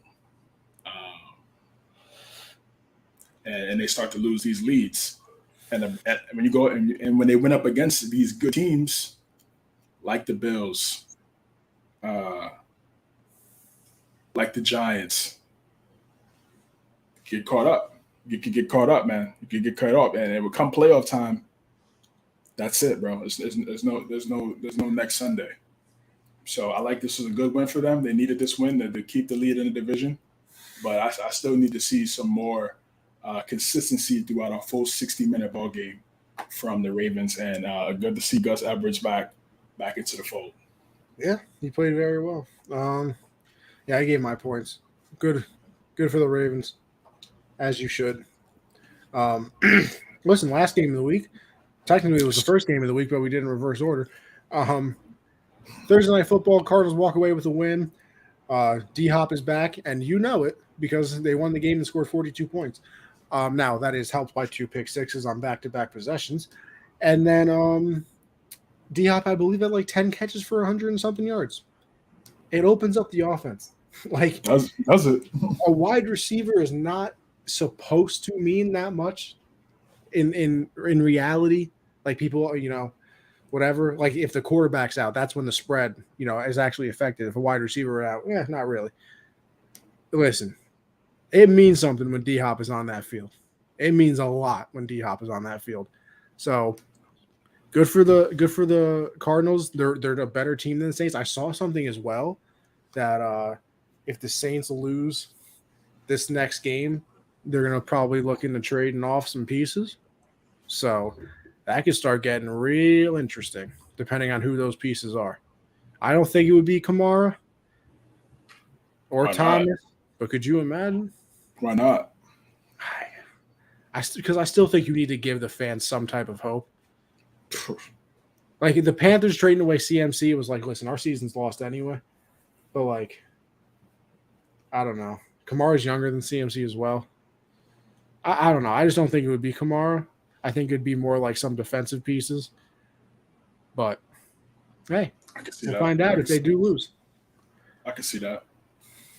They're in another spot where they need a quarterback badly, bro. So it's like it's kind of better that they do lose, man. I hate saying that because I literally played to win the game. I just took an L on 2K before this episode, guys. I don't like losing, but from a difficult playing randoms is. So it amazes me how you can buy a video game and still be trash at it. Still be trash. You got to go to game chat, coach these guys up. It's like I don't coach. I curse. I'm like Coach Carter, man. But yeah, it's difficult. It's difficult. All right, week 8. How did we do last week? Yeah, you went. Let me see. Hold on. I'll be right back. Hold on. CJ's got to go grab the record of last week. Because listen, people, we make these picks and we like to keep track of how we're doing as well. So I want to know how I did last week. I want to know how CJ did last week because at the end of the year we got to figure out who's the best person at predicting these games. Now on my other show, Monday Generational Sports at 7 Eastern, I'm a 2-time champion. So I'm trying to be a 3-time champion on Gen Z and a reigning champion on this own show. So I'm trying to win segments on 2 different shows here. I went 7-7. Okay. 9-5. 9-5. So you definitely got to lead on me now for sure. Okay. Got a couple games. So yeah, these teams, man, haven't been working out for me. This is why I don't bet because me and Josh talked about this on Monday. I don't understand the people who are professional bettors. Like, how do you do it? Like, people are about here bet like what was the big the Bucks Panthers?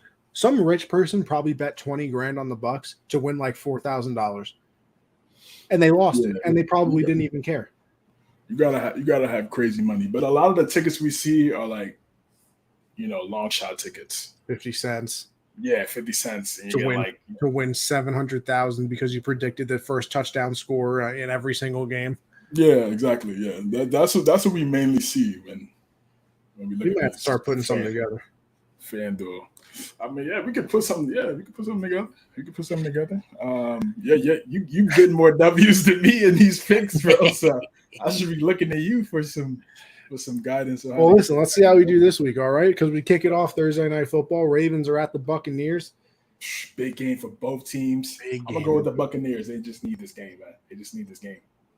I think I'm gonna go with the Ravens.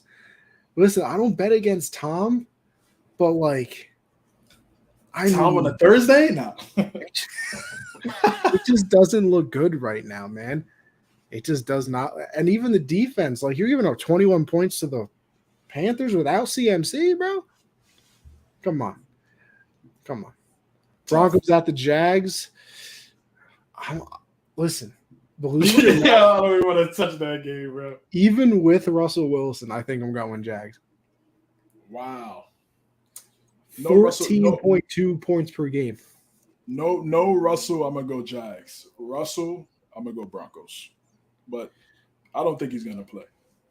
So I'm going to go Jags. Panthers at the Falcons. I'm gonna go with the Falcons. I'm going to go Atlanta. Yeah, this is kind of like pick without looking type thing, and it doesn't matter. Yeah, this is where you throw it up on the dartboard.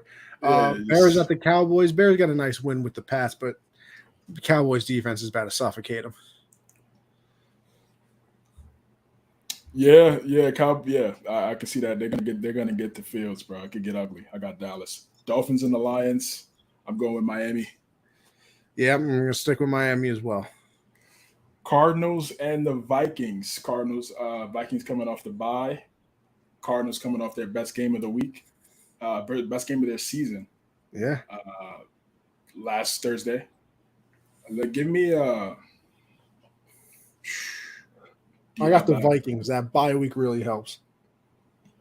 I got the Cardinals. I think the bye week hurts, and it's rust. It becomes rust. Yeah. And the Cardinals without the bye, coming off a big dub, I think they ride off. They keep that going. Raiders and the Saints.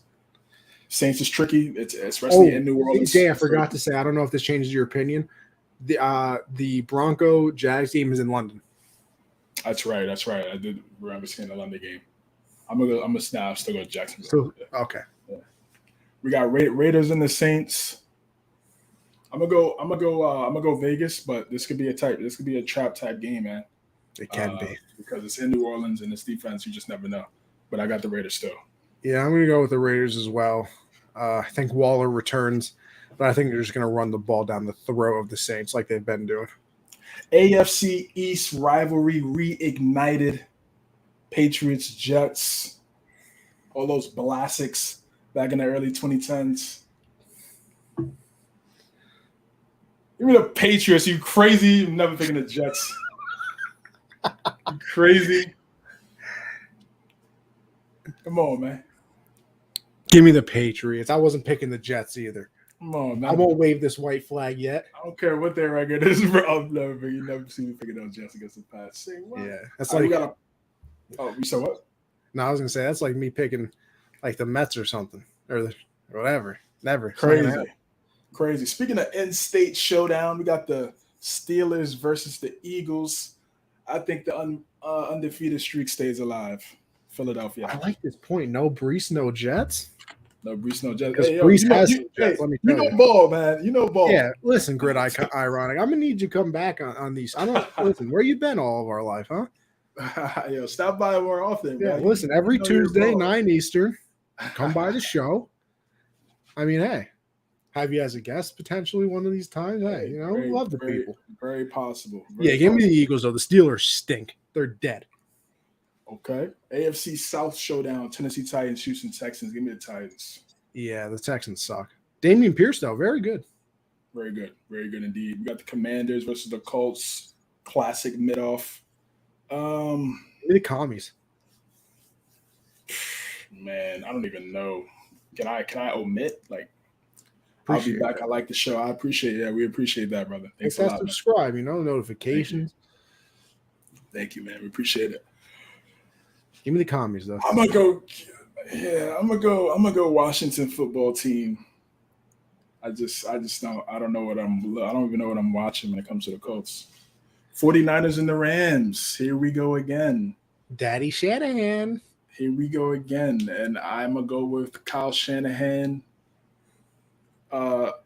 Again, to get a dub and go 8-0. I'm going to go with Kyle Shanahan as well because now you got a whole week of CMC at practice. Oh, they're not ready for that. They're not ready. Yeah. That whole week with C-Mac is crazy. I can't even imagine the type of players they got lined up. See, I got San Fran, Giants, and the Seahawks. Who would have thought this would be a good game? Who would have thought? Who would have thought this was going to be a gamer? A gamer. I got the New York Football Giants, man. Yeah, I'll take Big Blue as well. Okay. Big Blue. Trying to go 7-1. Let's see if they do it. Can't wait to look out and watch that. Packers and the Bills. First time in his career. On paper before the season started. Oh, this is a good game. CJ, first time in his career. Aaron Rodgers is a 10.5-point underdog. By the way, Bills by 20. Going with Buffalo as well. It's in Buffalo. I just Aaron don't see Rodgers it. might get a broken bone in this game.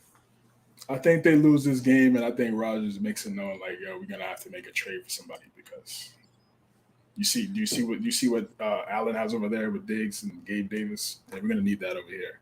Or, I might, start looking at the Jeopardy job again, or I might start doing more ayahuasca.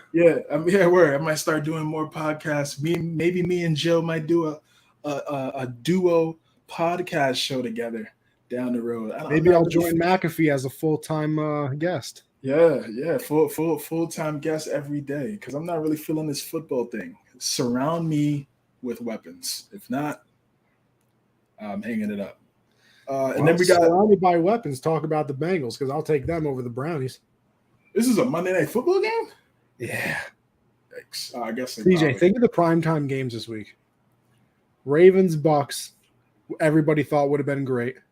Terrible, probably. It still could be good. It still could be good. Packers, Bills. Everybody thought would be great. Bills are probably going to kill them. And then Bengals, Browns. Beginning of the season, Watson's playing this game. With the new suspension, he's not. Everybody thinks this game's going to be good. Not anymore. Nah, yo. This would have been a really good Monday Night Football game if that young man was. Now the Bengals win by 20. Yeah, I got Cincinnati. No doubt about it. I forgot that on Halloween. Yeah, I'll be busy playing COD.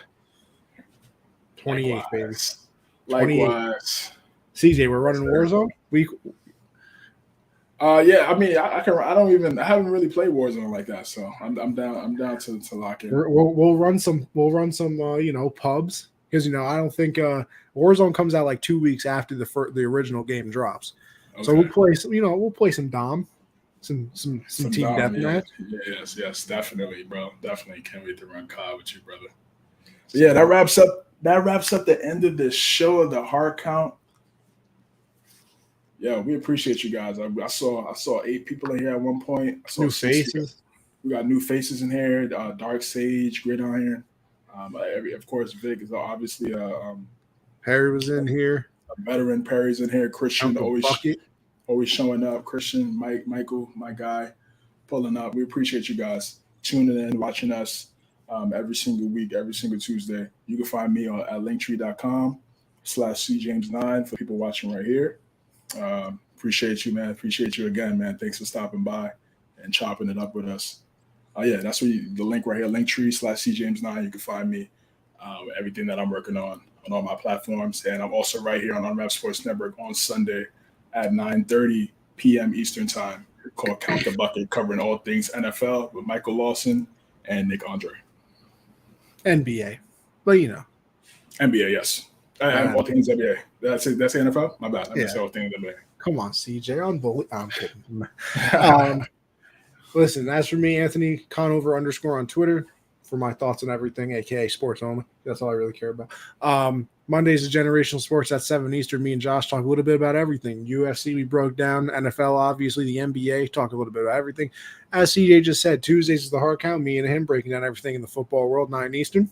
And Thursdays I got Backstop Banter, which is all about baseball all the time. We got a World Series matchup, not the one that I wanted, clearly. But we have a World Series matchup. After the World Series, got to break down the free agency, where everybody's going to go, see what happens. And we'll move on from there. But with all of that being said, before I go, actually, all 3 of those shows, Apple Podcasts, Spotify, iHeartRadio, anywhere you listen to a podcast, you can listen to Generational Sports, The Hard Count, or Backstop Banter. Just look them up in the search bar. You'll find them. They're beautiful. But with all that being said, listen, long episode, hell of an episode. CJ's a hell of a guy. Love having the show with him. And appreciate everybody for tuning in. But with all that being said, we're hell out of here.